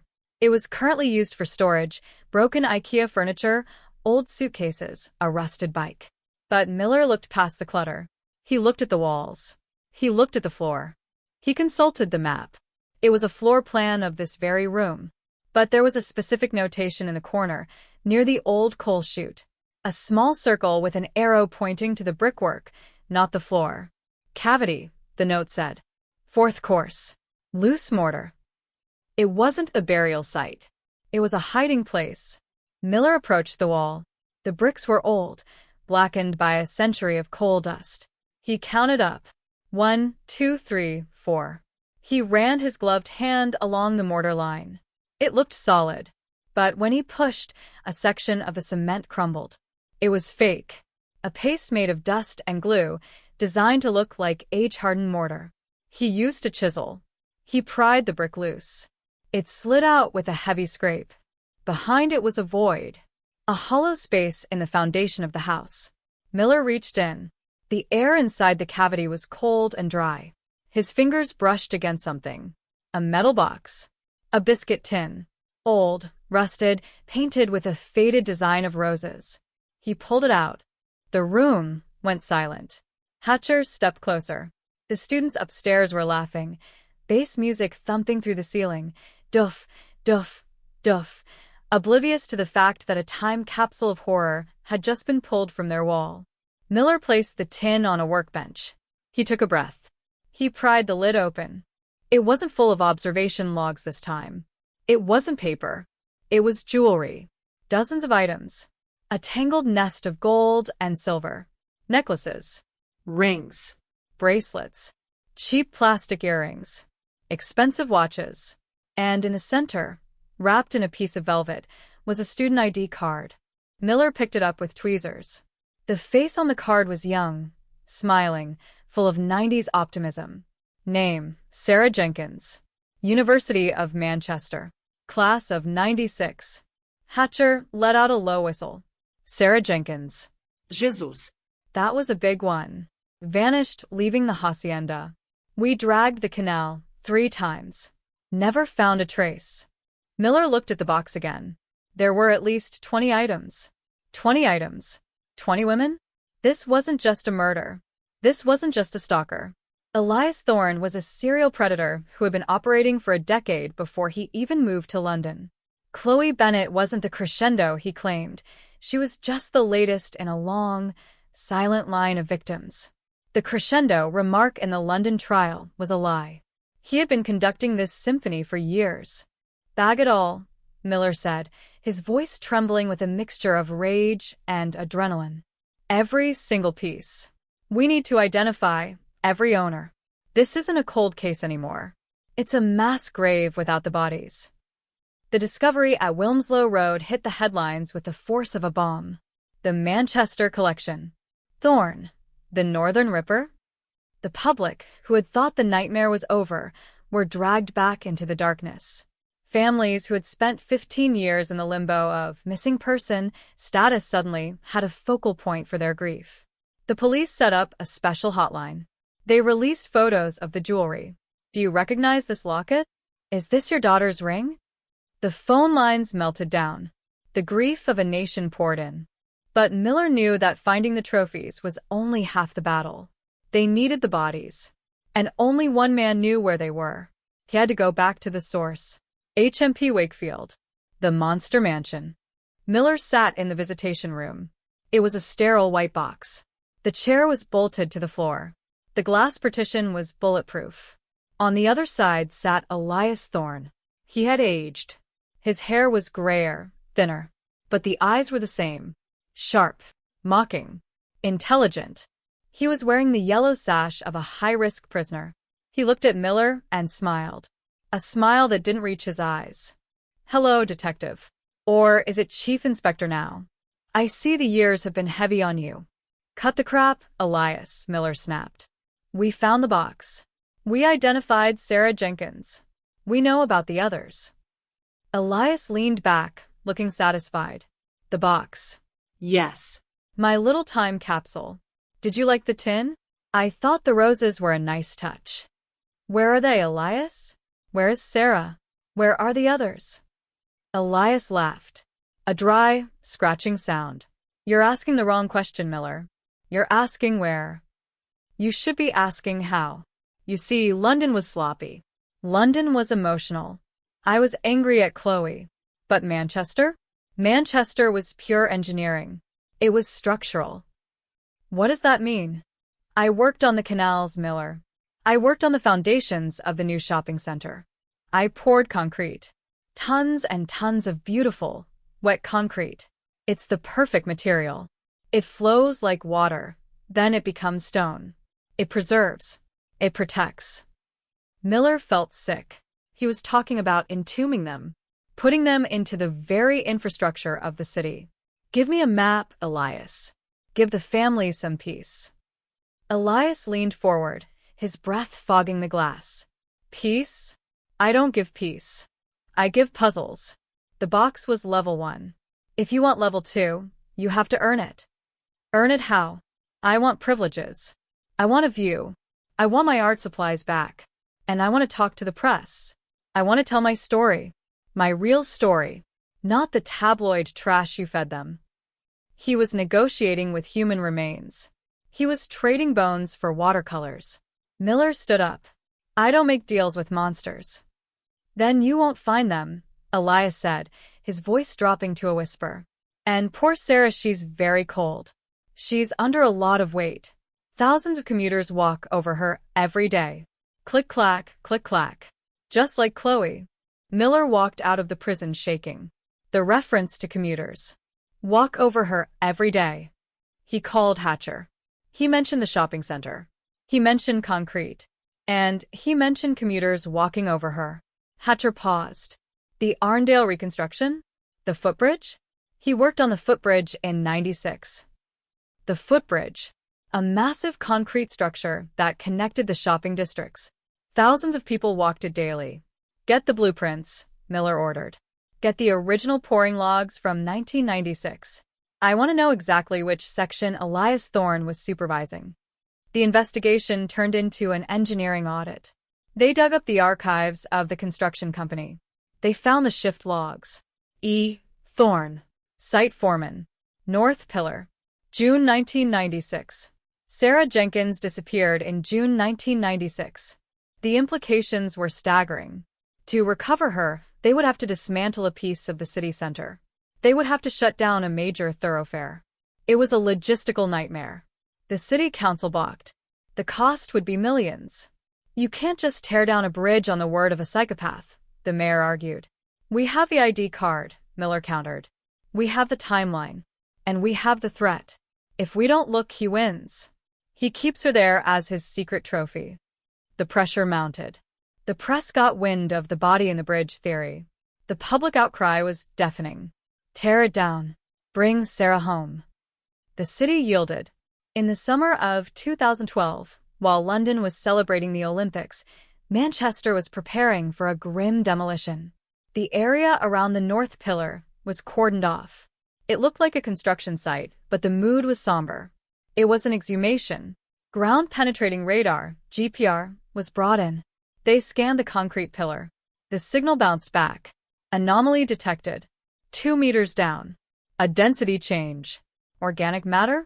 Or just a void? The diamond-tipped drills began to spin. Whir. The sound was different this time. It wasn't the sharp crack of the patio slate. It was a deep, grinding drone. The city held its breath. Miller stood by the pillar. He was retired now, technically. He was a consultant. But he couldn't leave. He was the architect of this destruction. It took 3 days to cut through the reinforced concrete. On the third day, the core sample came up. The drill operator looked pale. He stopped the machine. He pointed to the tip of the drill. Embedded in the gray dust, there was a fragment. White. Calcified. Bone. They had found her. Sarah Jenkins. Encased in the pillar like a fly in amber. Elias Thorne hadn't just killed her. He had made her part of the city. He had forced the world to acknowledge her without knowing it. Every footstep on that bridge had been a perverse tribute to his crime. The recovery was slow and heartbreaking, but it was definitive. DNA confirmed it was Sarah. The news reached Wakefield Prison. The warden went to Elias's cell to deliver the news. We found her, Thorne. Your puzzle is solved. Elias didn't look up from his book. He just smiled that same, thin smile. 1 down, he whispered. 19 to go. 19. The number hung in the air like a guillotine blade. The box contained 20 items. Sarah was just the first. The map he sent was just the first page of an atlas of death. Miller realized with a sinking heart that this wasn't the end of the investigation. It was the beginning of a tour of the North, guided by the memory of a madman. Where were the others? The canals? The motorways? The foundations of skyscrapers? Elias Thorne had turned the infrastructure of England into his personal graveyard. And he was the only one with the blueprints. As night fell on the demolition site, Miller looked at the hole in the bridge. He looked at the vast, twinkling city of Manchester. Every building, every road, every shadow now looked like a potential tomb. The London cold case was closed, but the builder's graveyard was just opening for business. The extraction of Sarah Jenkins from the concrete pillar of the Manchester footbridge wasn't just a forensic triumph, it was a psychological turning point. It validated Elias Thorne's monstrous claim.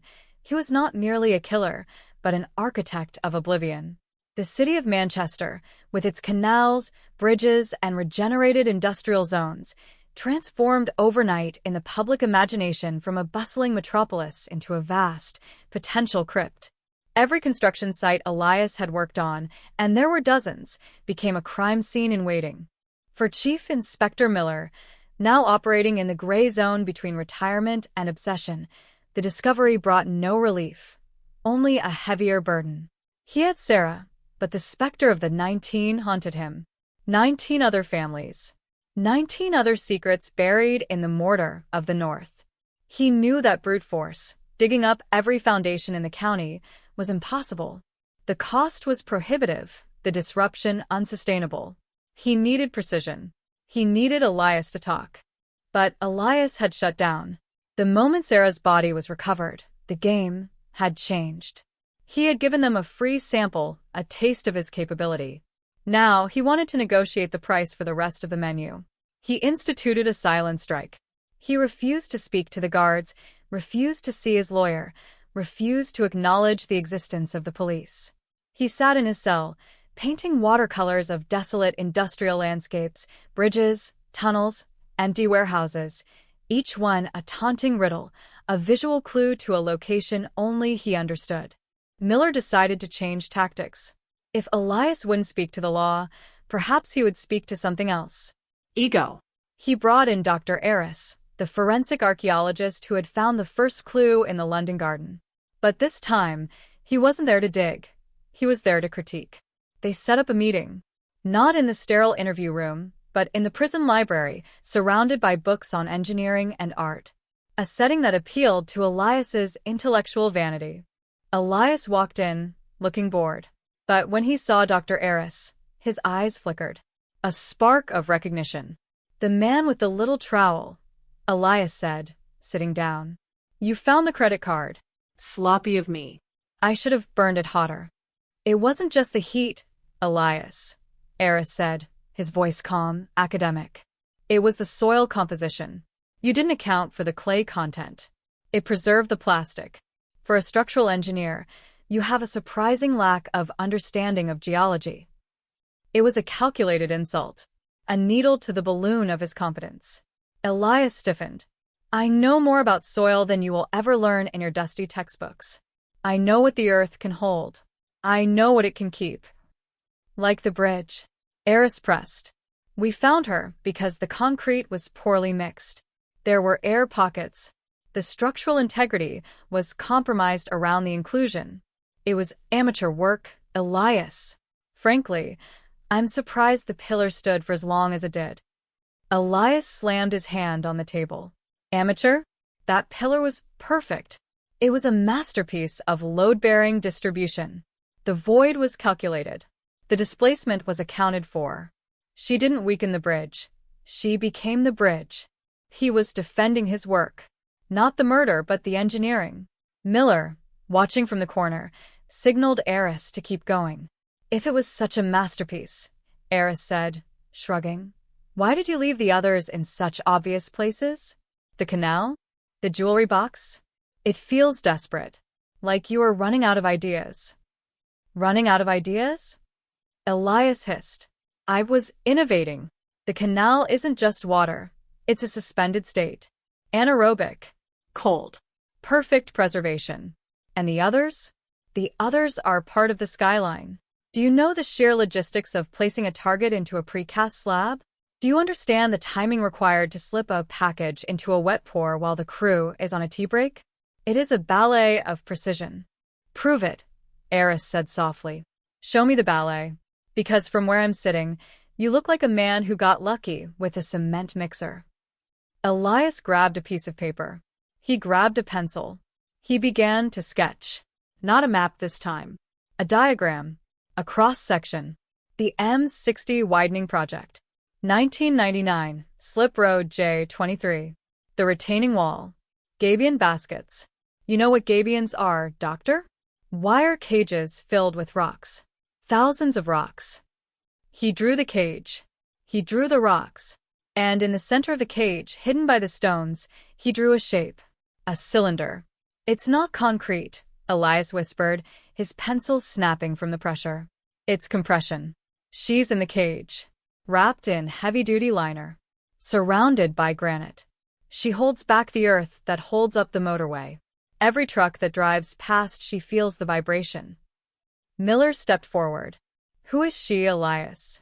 Elias looked up, his eyes wild, the mask of the cool psychopath gone, replaced by the manic energy of the artist explaining his creation.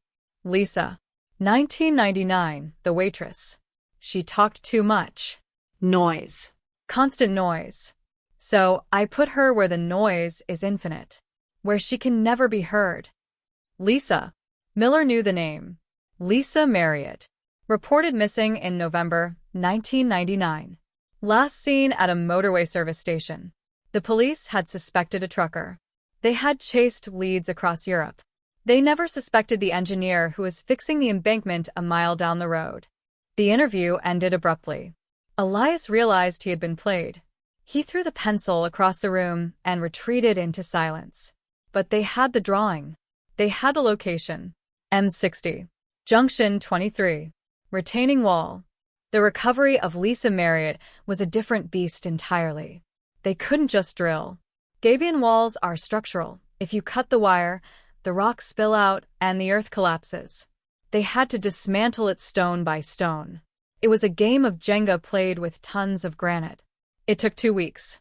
The motorway was reduced to a single lane. The traffic jam stretched for 10 miles. The commuters cursed the delay, unaware that the cause of their frustration was the recovery of a woman who had been watching them pass for 12 years. When they found the cylinder, hidden deep in the core of the third cage, the mood was somber. It was exactly as Elias had described, a ballet of precision. He had created a void in the rocks, placed the body, and filled it in, all likely within a 20-minute window. It was terrifyingly efficient. With 2 bodies recovered, Sarah in the bridge, Lisa in the wall, the pattern was undeniable. Elias Thorne was a construction killer. He didn't dig graves, he built them. He used the expansion of the city to hide his destruction of its citizens. But the psychological toll on Miller was mounting. He was dreaming of concrete. He was looking at buildings and seeing tombs. Every time he drove over a flyover, he wondered. Every time he saw a new office block going up, he felt a sick churn in his gut.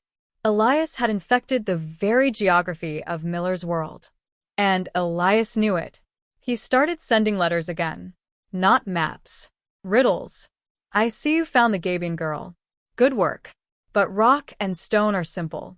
What about steel? What about the sky? Think vertical, Miller. Think high. 2001, the year the towers fell. I was building my own towers. Manchester was booming. Cranes dominated the skyline. Elias was working on high-rise residential blocks. Think vertical. Was he suggesting a body was in a building? In the walls? Or in the lift shaft? Miller consulted the employment logs. 2001. Elias was a site safety inspector for the Skyline Plaza project, a luxury apartment complex. 30 stories of glass and steel. Safety inspector. The man who had access to every floor, every shaft, every vent. Miller stood at the base of the Skyline Plaza. It was gleaming. People lived there.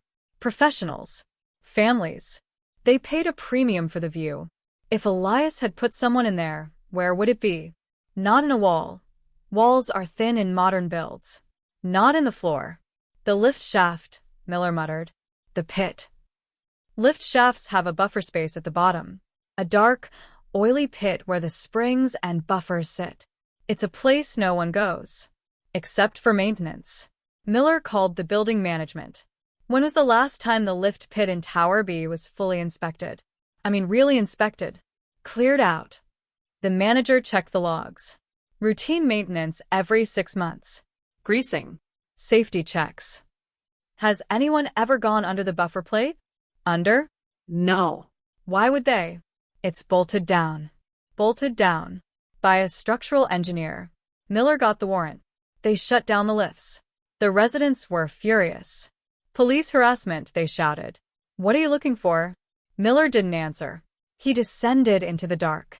The lift pit was greasy and smelled of hydraulic fluid. The massive steel springs stood like sentinels. The floor was metal plating. "Unbolt it," Miller ordered. The team used impact wrenches. The bolts screamed as they were forced to turn after a decade of rust. They lifted the plate. Below, it wasn't concrete. It was a secondary void. A false bottom.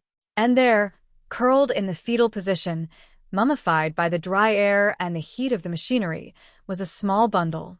Jane Doe número 3. Later identified as Maria Gonzalez, a cleaning lady who worked on the site, vanished in 2001, presumed to have returned to Spain. She hadn't returned. She had been placed beneath the very machine she cleaned. Every time the lift descended, the counterweight rushed up, a rhythmic, mechanical heartbeat that she lay beneath for 10 years. 3 bodies. 17 to go. The sheer scale of it was breaking the team. Hatcher was drinking too much.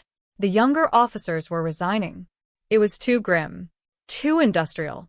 But Miller pressed on. He had to. He went back to Wakefield. "We found Maria," he told Elias. Elias didn't smile this time. He looked irritated. "You're too slow, Miller.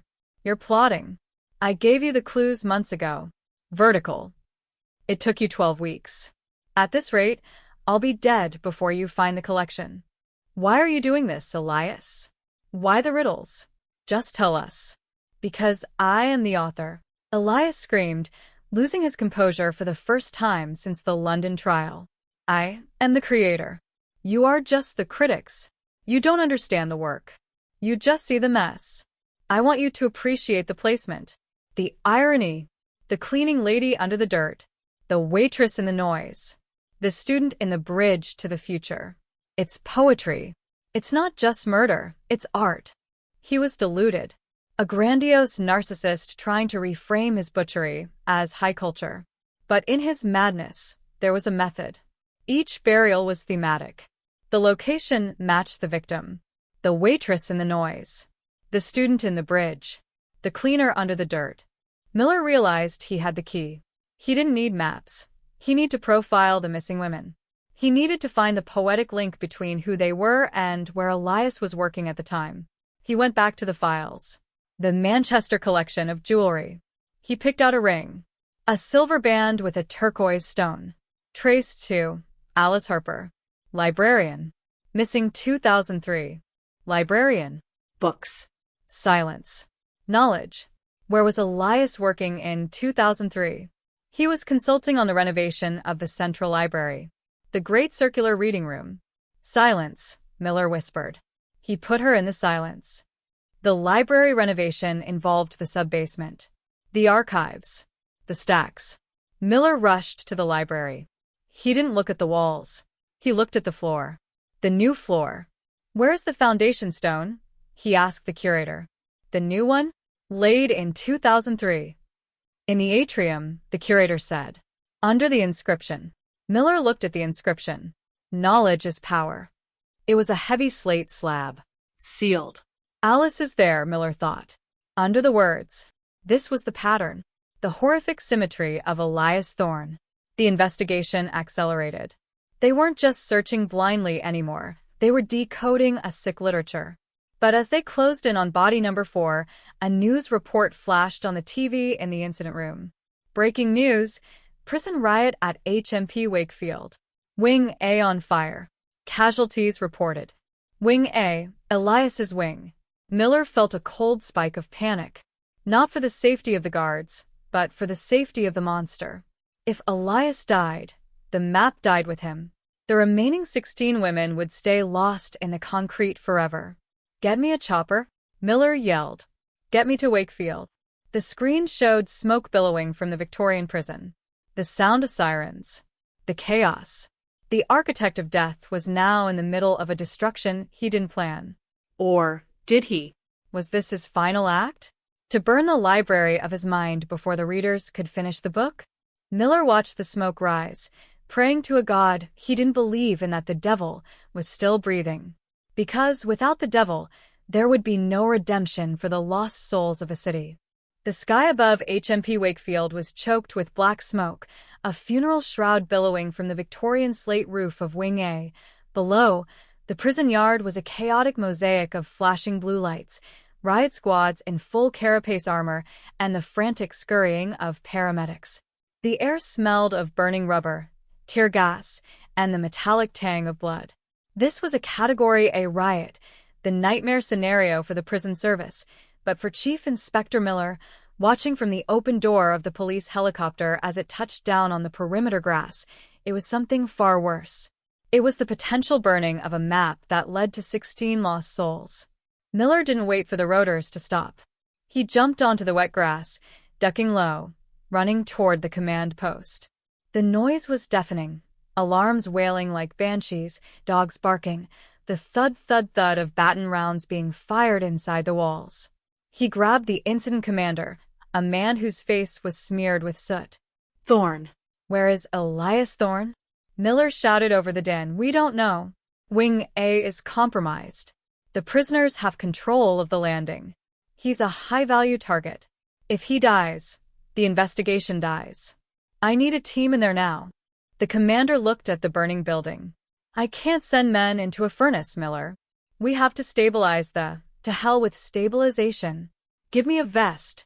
I'm going in with the extraction team. It was a breach of every protocol in the book, but Miller didn't care. He grabbed a riot shield and a helmet from the back of a van. He fell in line behind a squad of 4 tactical officers preparing to breach the side door. Move. Move. Move. They entered the smoke. Visibility was 0. The heat was intense. The sound of shouting and smashing glass echoed through the concrete corridors. They moved in a phalanx, shields up, boots crunching on broken fluorescent tubes. Cell 312. Miller screamed into his radio. Second level. Get me to cell 312. They fought their way up the stairs. A prisoner lunged out of the darkness with a chair leg. He was put down with a taser blast. They reached the landing. It was a scene from Dante's Inferno. Mattresses were burning. Water from the sprinkler system rained down, turning the soot into black sludge. And there outside cell 312 was a crowd. Inmates. They weren't rioting, they were cheering. They were kicking something on the ground. Get back. Get back. The tactical team fired a flashbang. The explosion of light and sound scattered the wolves. Miller rushed forward. Lying on the gantry, in a pool of blood that was mixing with the sprinkler water, was Elias Thorne. He had been shivved. A crude, toothbrush shank had been driven into his abdomen. Once. Twice. 3 times.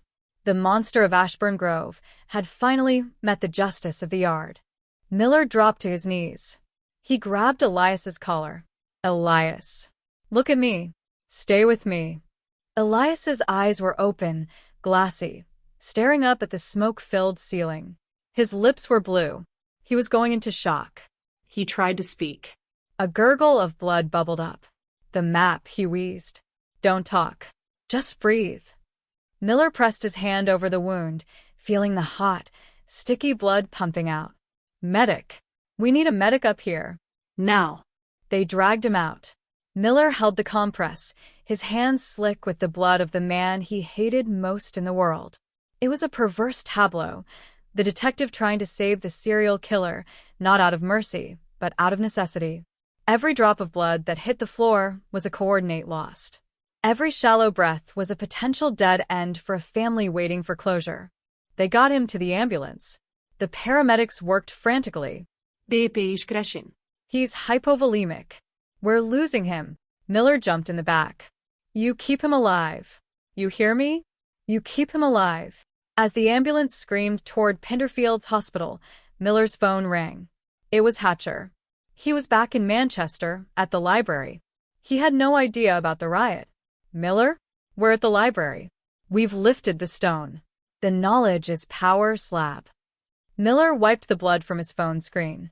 And, she's here, Miller. Alice Harper. She was right where you said. Under the words, wrapped in plastic. Miller looked down at Elias, who was unconscious, a tube down his throat. 4 bodies found. 16 to go. And the mapmaker was flatlining. Secure the scene, Hatcher, Miller said, his voice hollow. I'm at the hospital. Thorne has been stabbed. It's bad. The next 48 hours were a blur of beeping monitors and surgical scrubs. Elias Thorne underwent emergency surgery. They removed a section of his bowel. They gave him 4 pints of blood. He survived, but only just. He was placed in an induced coma in the ICU, handcuffed to the bed, guarded by 2 armed officers. Miller didn't leave the hospital. He slept in a plastic chair in the waiting room. He drank vending machine coffee. He watched the heart rate monitor through the glass. Beep, beep, beep. That rhythm was the only thing keeping the investigation alive. The news of the riot and the stabbing leaked. The public reaction was mixed. Some cheered, "Let him rot," while the families of the missing wept. They knew what Miller knew. If Elias died, their daughters stayed missing. On the 3rd day, the doctors brought him out of the coma.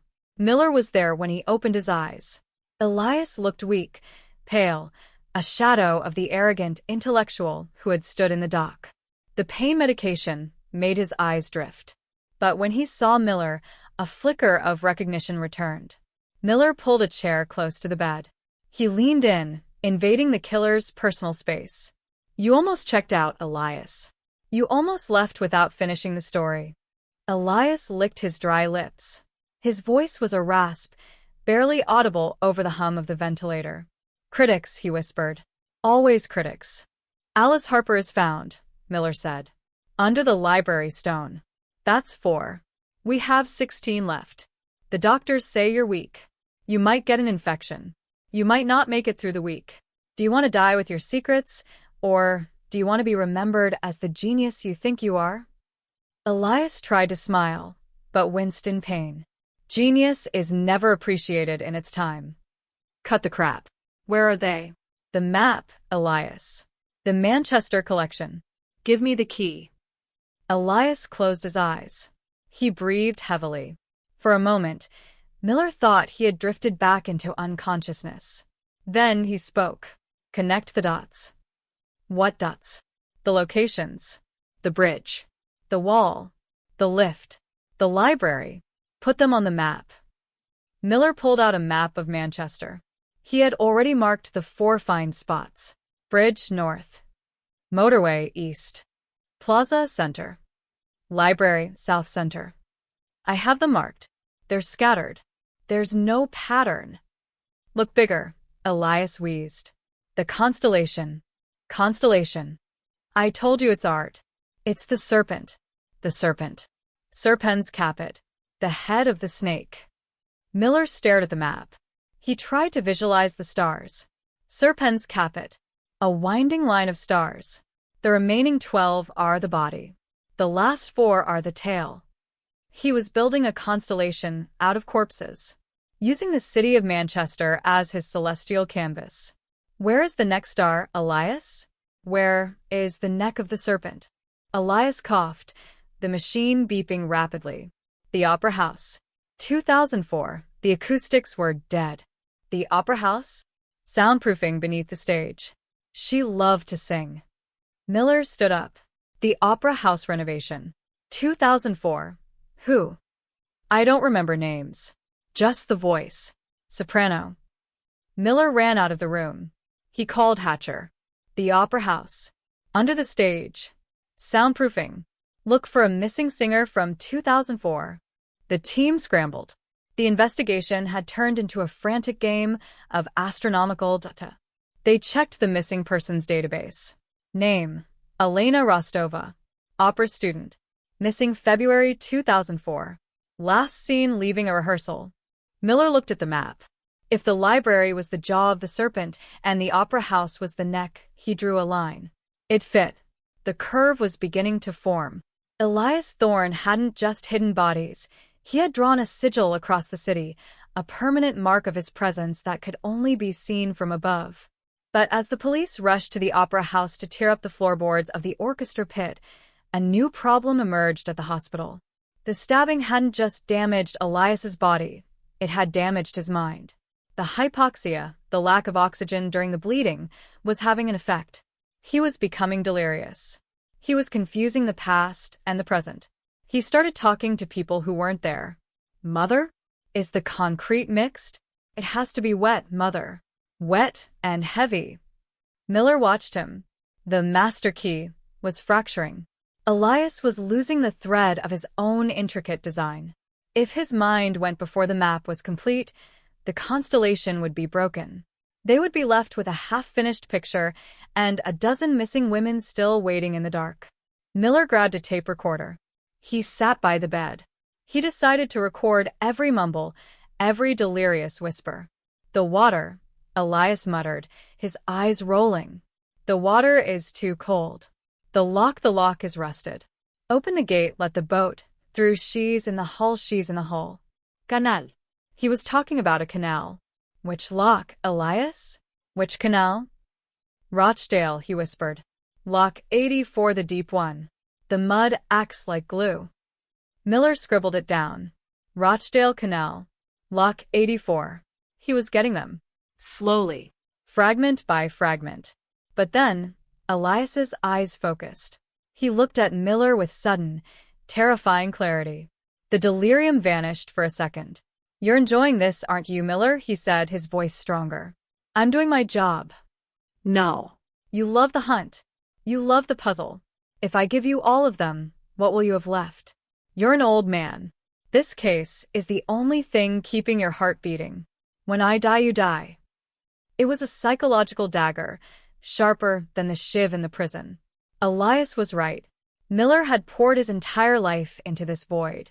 "Just give me the names, Elias." "I'll give you the stars," Elias smiled, his teeth stained with blood. "But remember, Miller, once you see the whole picture, you can never unsee it. The serpent eats its own tail. Ouroboros. Ouroboros. The snake eating itself. The symbol of infinity." What did that mean for the map? Miller looked at the coordinates. If the snake ate its tail, the last victim, the final star, it would loop back to the beginning. Where was the beginning? Manchester? Or London? Miller froze. The first victim wasn't Sarah Jenkins. Sarah was 1996. Elias had lived in London before Manchester. In the late 80s. Before he moved north. The map wasn't just Manchester. It was a cycle. "You didn't start in Manchester, did you?" Miller asked, his voice trembling. Elias chuckled. A wet, rattling sound. "London is where the head is. Manchester is the body. But the tail goes back to the start. Check the foundation, Miller. The very first one." "Which foundation?" "The one where I was born." The monitor beeped faster. Elias was crashing again. Doctors rushed in. Code blue. "Get out! Get out!" Miller was pushed into the corridor. He stood there, clutching the tape recorder. "The one where I was born." Elias's childhood home. London. 1980s. The timeline had just expanded. The horror wasn't just 19 women. It might be decades of death. Miller looked at his phone. Hatcher messaged. "Found Elena. Under the stage. Confirmed. 5 down." But the serpent was winding its way back to the capital, and the end of the line was the beginning of the nightmare. The investigation had come full circle, or rather, it had coiled back upon itself like the very serpent Elias Thorne described. While the recovery teams in Manchester were still delicately lifting the floorboards of the Opera House to retrieve the remains of Elena Rostova, Chief Inspector Miller was already on a southbound train. The Manchester collection was no longer the end of the road. It was merely the middle of a decades-long chronicle of horror. Elias's final, delirious words, "The foundation where I was born," had acted as a key to a door Miller hadn't even realized existed. Miller sat in the quiet carriage, his laptop open, scrolling through digitized records from the early 1980s. Elias Thorne's childhood was a vacuum of unremarkable data, but the geography was specific. He was born in 1965 in a post-war terrace house in Peckham, South London. His father had been a bricklayer, his mother, a woman neighbors described as pious and silent. But it wasn't the family dynamics that interested Miller now. It was the house itself. Number 114, Bellenden Road. As the train pulled into London Bridge, Miller felt the weight of the city pressing down on him. London wasn't just a place. For Elias, it was the raw material. Peckham in the late 70s and early 80s was a landscape of urban renewal, a city of scaffolding and wet cement. It was the perfect nursery for a budding architect of death. Miller met a local forensic team at the property. The current residents, a young couple who had just finished renovating the kitchen, were standing on the sidewalk, their faces pale with shock. They had seen the news. They knew who Elias Thorne was. They didn't even ask for the warrant. They simply handed Miller the keys and walked away, as if the house itself had suddenly become toxic. "Where do we start, sir?" a young sergeant asked, looking at the pristine hardwood floors. "The basement," Miller said. "It always starts in the dark." They descended the narrow stairs. Unlike the basement in Manchester, this one had been converted into a modern playroom. Bright toys were scattered across a colorful rug. But Miller wasn't looking at the decor. He was looking at the structure. He walked to the corner where the main support beam met the foundation. "Thorne's father did a renovation here in 1982, Miller noted, tapping the brickwork. "I checked the local council archives. They added a subcellar for coal storage. Elias would have been 17. Old enough to help. Old enough to learn how to mix the mortar." They pulled back the carpet. They brought in the ground-penetrating radar. The screen hummed, sending pulses into the earth. For 20 minutes, there was nothing but the steady rhythm of the machine. Then the signal spiked. "We've got a void," the technician whispered. "But it's small. Too small for a body." Miller knelt. "Dig it out." They broke through the modern concrete. Beneath it lay the original 19th century earth. And buried just 18 inches down was a small, wooden box. It wasn't a coffin. It was a cigar box, wrapped in oilcloth to protect it from the damp. Miller opened it. Inside was a single, rusted lock of hair, a high school graduation ring, and a photograph of a girl in a 1981 fashion. Big hair, bright blue eyeshadow. Name: Deborah Vane. Missing 1981. Miller stared at the photo. 1981. Elias was 16. This was the origin point. The serpent didn't start with a murder. It started with a trophy. Deborah Vane had been a local girl, a few years older than Elias. She had vanished on her way home from a disco. The neighborhood had been searched, but no one had looked in the basement of the quiet, helpful boy down the street. He didn't kill her here, Miller realized, his voice a low growl. He just kept her here. The first victim is always the one they keep closest. But if Deborah was the beginning, where was she? Elias said the serpent eats its own tail. If the trophies were in the basement, where was the foundation? Miller walked out to the garden. It was a small, rectangular patch of green, typical for the area. In the center was an old, gnarled apple tree. But at the very back, against the brick wall of the neighboring property, was a small, brick-built shed. It looked original, but the roof was newer. "Check the floor of that shed," Miller ordered. They moved the lawnmower and the garden tools. The floor was solid concrete, poured thick. They used the heavy-duty drills. For feet down, they hit the tail. It wasn't just Deborah Vane. There were 3 of them. 3 women, buried in a vertical stack, a column of the lost, dating from 1981 to 1984. Before Elias ever went to university. Before he ever moved to Manchester. He had built his own private graveyard before he even had a degree. The discovery sent a fresh wave of horror through the country. The London cold case was now a national emergency. The tally was growing. 5 in Manchester, 3 in the Peckham Garden, 1 in Ashburn Grove. 9 found, 11 to go. Miller returned to the hospital in a state of cold, crystalline fury. He didn't care about the serpent or the art. He wanted the coordinates for the remaining 11. He walked into the ICU, bypassing the nurses. Elias was sitting up. He looked stronger. The color had returned to his face. He was eating a bowl of gelatin, looking at a tabloid newspaper that featured a photo of the Peckham excavation. "You found the nursery," Elias said, not looking up. "A bit primitive, I'll admit. I hadn't mastered the chemical composition of the pour back then. The subsidence was a problem." Miller grabbed the bed rail, leaning so close he could smell the antiseptic on Elias's breath. 9 bodies, Elias. 9 families who have to bury their daughters in pieces because of your art. I don't care about the serpent. I don't care about the stars. Give me the list. Now. Elias set the spoon down. He looked at Miller with a sudden, chilling lucidity. The list is in the city, Miller. It's written in the skyline. If you can't read it, that's your failure as a detective. But I'll give you a hint for the next one. The heart of the serpent. Where? 1992, the London Docklands. The Great Canary Wharf Project. I was an intern, a lowly errand boy, but I saw the steel going in. I saw the massive piles being driven into the mud of the Thames. You put someone in the Docklands? The ultimate foundation, Elias whispered. The One Canada Square Tower. 800 feet of steel and glass. It is the spine of the city. And at the very base, in the northeast load-bearing pile, there is a heartbeat that isn't mechanical. Miller's blood ran cold. One Canada Square. The tallest building in the UK at the time. A fortress of commerce. You're lying. You couldn't have gotten near the piles. I was the one who checked the depths, Elias smiled. I was the one who verified the pour. It only takes a minute, Miller. A minute of silence in the middle of a noisy site. Miller stood back. The Docklands.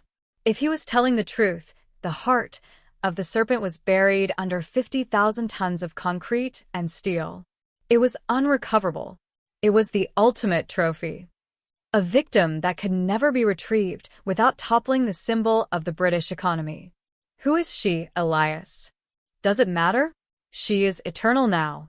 She is the foundation of the future. Elias started to laugh, a high, wheezing sound that turned into a coughing fit. The machines began to beep. Miller stood there, paralyzed by the realization of Elias's genius. He hadn't just hidden them. He had integrated them. He had made his victims structural. To find them all was to dismantle the country. To leave them was to let the serpent win. The Ouroboros was complete. The tail was in the garden, the heart was in the tower, and the head was in Ashburn Grove. Elias Thorne had turned England into his personal sarcophagus. But as the doctors rushed in to stabilize Elias once more, Miller's phone buzzed in his pocket. A message from the forensic lab in Manchester. Sir, we've analyzed the practice run tape again. There's a second recording on the B-side, deeply buried under the static. It's not Elias's voice. Miller stepped into the hallway. Whose voice is it? It's a woman, sir. And she's not a victim. She's giving him instructions. The static on the B-side of the practice run tape wasn't just noise. It was a shroud. As the audio engineers in Manchester stripped away the layers of electronic decay, a voice emerged that froze the blood of every officer in the room. It was cool, rhythmic, and devoid of the manic ego that defined Elias Thorne. It was the voice of a conductor guiding a soloist. Not the neck, Elias. The base of the skull. Clean. Quiet. The concrete is arriving at 4 a.m. Ensure the displacement is measured. We are building a legacy, not a mess. Chief Inspector Miller stood in the darkened lab, the glowing waveforms on the monitor reflecting in his hollow eyes. The voice wasn't a stranger's. He recognized the cadence. He recognized the clinical detachment. He turned to the lead technician. Cross-reference that voice with the visitation logs at Wakefield. And then check the personnel files for the 1981 Peckham renovation. The revelation didn't just change the case. It shattered the reality of the last 6 years. The mother, Elias had hallucinated in his delirium, wasn't a memory of a silent, pious woman. She was the architect. While the police had been hunting a lone predator, they had been ignoring the shadow that cast him. The files returned a name that made Miller's heart stop: Dr. Helena Vane. The older sister of Deborah Vane, the very first trophy found in the Peckham garden. Helena hadn't been a victim. She had been the survivor who used the disappearance of her sister to forge a bond of blood and stone with her younger brother. A renowned forensic pathologist who had spent decades advising the very police force hunting her brother. She had been the mole in the room, the one who taught Elias how the body breaks and how the law looks for it. She had directed the serpent's path, ensuring each burial was a masterpiece of forensic evasion. Miller didn't call for backup. He knew where she would be. not in a basement, but in the one place where the serpent began its final loop. He drove through the rain to Ashburn Grove. The street was silent, a graveyard of Victorian brick. Number 38 stood dark, the for sale sign long since rotted away. But the lights were on in number 42, Chloe Bennett's old house. It had been sold to a holding company 3 years prior. Miller kicked the door in. The house was empty of furniture, but the air was thick with the smell of wet cement. In the center of the living room, the floorboards had been ripped up. A woman stood over a fresh, dark square of concrete, a trowel in her hand. She was elegant, her silver hair pulled back in a tight bun, her expression one of serene concentration. "It has to be level, Inspector," Helena Vane said, not looking up. "If it's uneven, the ghost will tilt. And we can't have Chloe tilting, can we?" "It's over, Helena," Miller said, his service weapon heavy in his hand. "The tapes. The Peckham Garden. We found Deborah." Helena finally looked at him. Her eyes were twin voids of cold intellect. "You found a shell, Miller. Deborah was the rough draft. Chloe was the poem. Elias was always so impulsive, so desperate for the high. I was the one who gave him the structure. I am the one who ensures the serpent never dies." She pointed to the fresh concrete. "Do you know what's under here? The 17th star. The one Elias forgot in his panic. My own heart, Miller. My own history." Before Miller could move, Helena stepped onto the wet pour. She didn't struggle. She sat down, letting the heavy, gray sludge swallow her legs, her waist. She had mixed it with a fast-acting setting agent, the professional's touch. "The police will find 20 bodies, Miller," she whispered as the concrete reached her chest. "But they will never find the truth of why. You'll spend your retirement looking at every bridge, every tower, every curb, wondering if I'm there. I am the foundation now. I am the city." By the time the tactical teams arrived, the concrete had set. Helena Vane had entombed herself in the very house where the investigation began, a final, silent trophy in the middle of a suburban living room. The case of the London cold case didn't end with a confession or a closure. It ended with a permanent, gray weight. Elias Thorne died in his prison bed 3 days later, his final breath a wheezing laugh that echoed through the ICU. Chief Inspector Miller retired the following month. He moved to the coast, far away from the concrete and the steel. But every time he walks across a bridge, every time he enters a skyscraper, he stops. He listens. He waits for the rhythmic click-clack of heels that never come. The serpent remains. 19 women were recovered, their names finally carved into headstones instead of foundations. But the 20th, the heart under 1 Canada Square, remains in the dark, a silent passenger in the spine of the city. London moves on. The fog rolls in, swallowing Ashburn Grove. The lights of the Docklands twinkle in the night, beautiful and cold. And deep beneath the noise, in the silent, pressurized dark of the earth, the serpent sleeps, its tail in its mouth, waiting for the next architect to find the blueprints.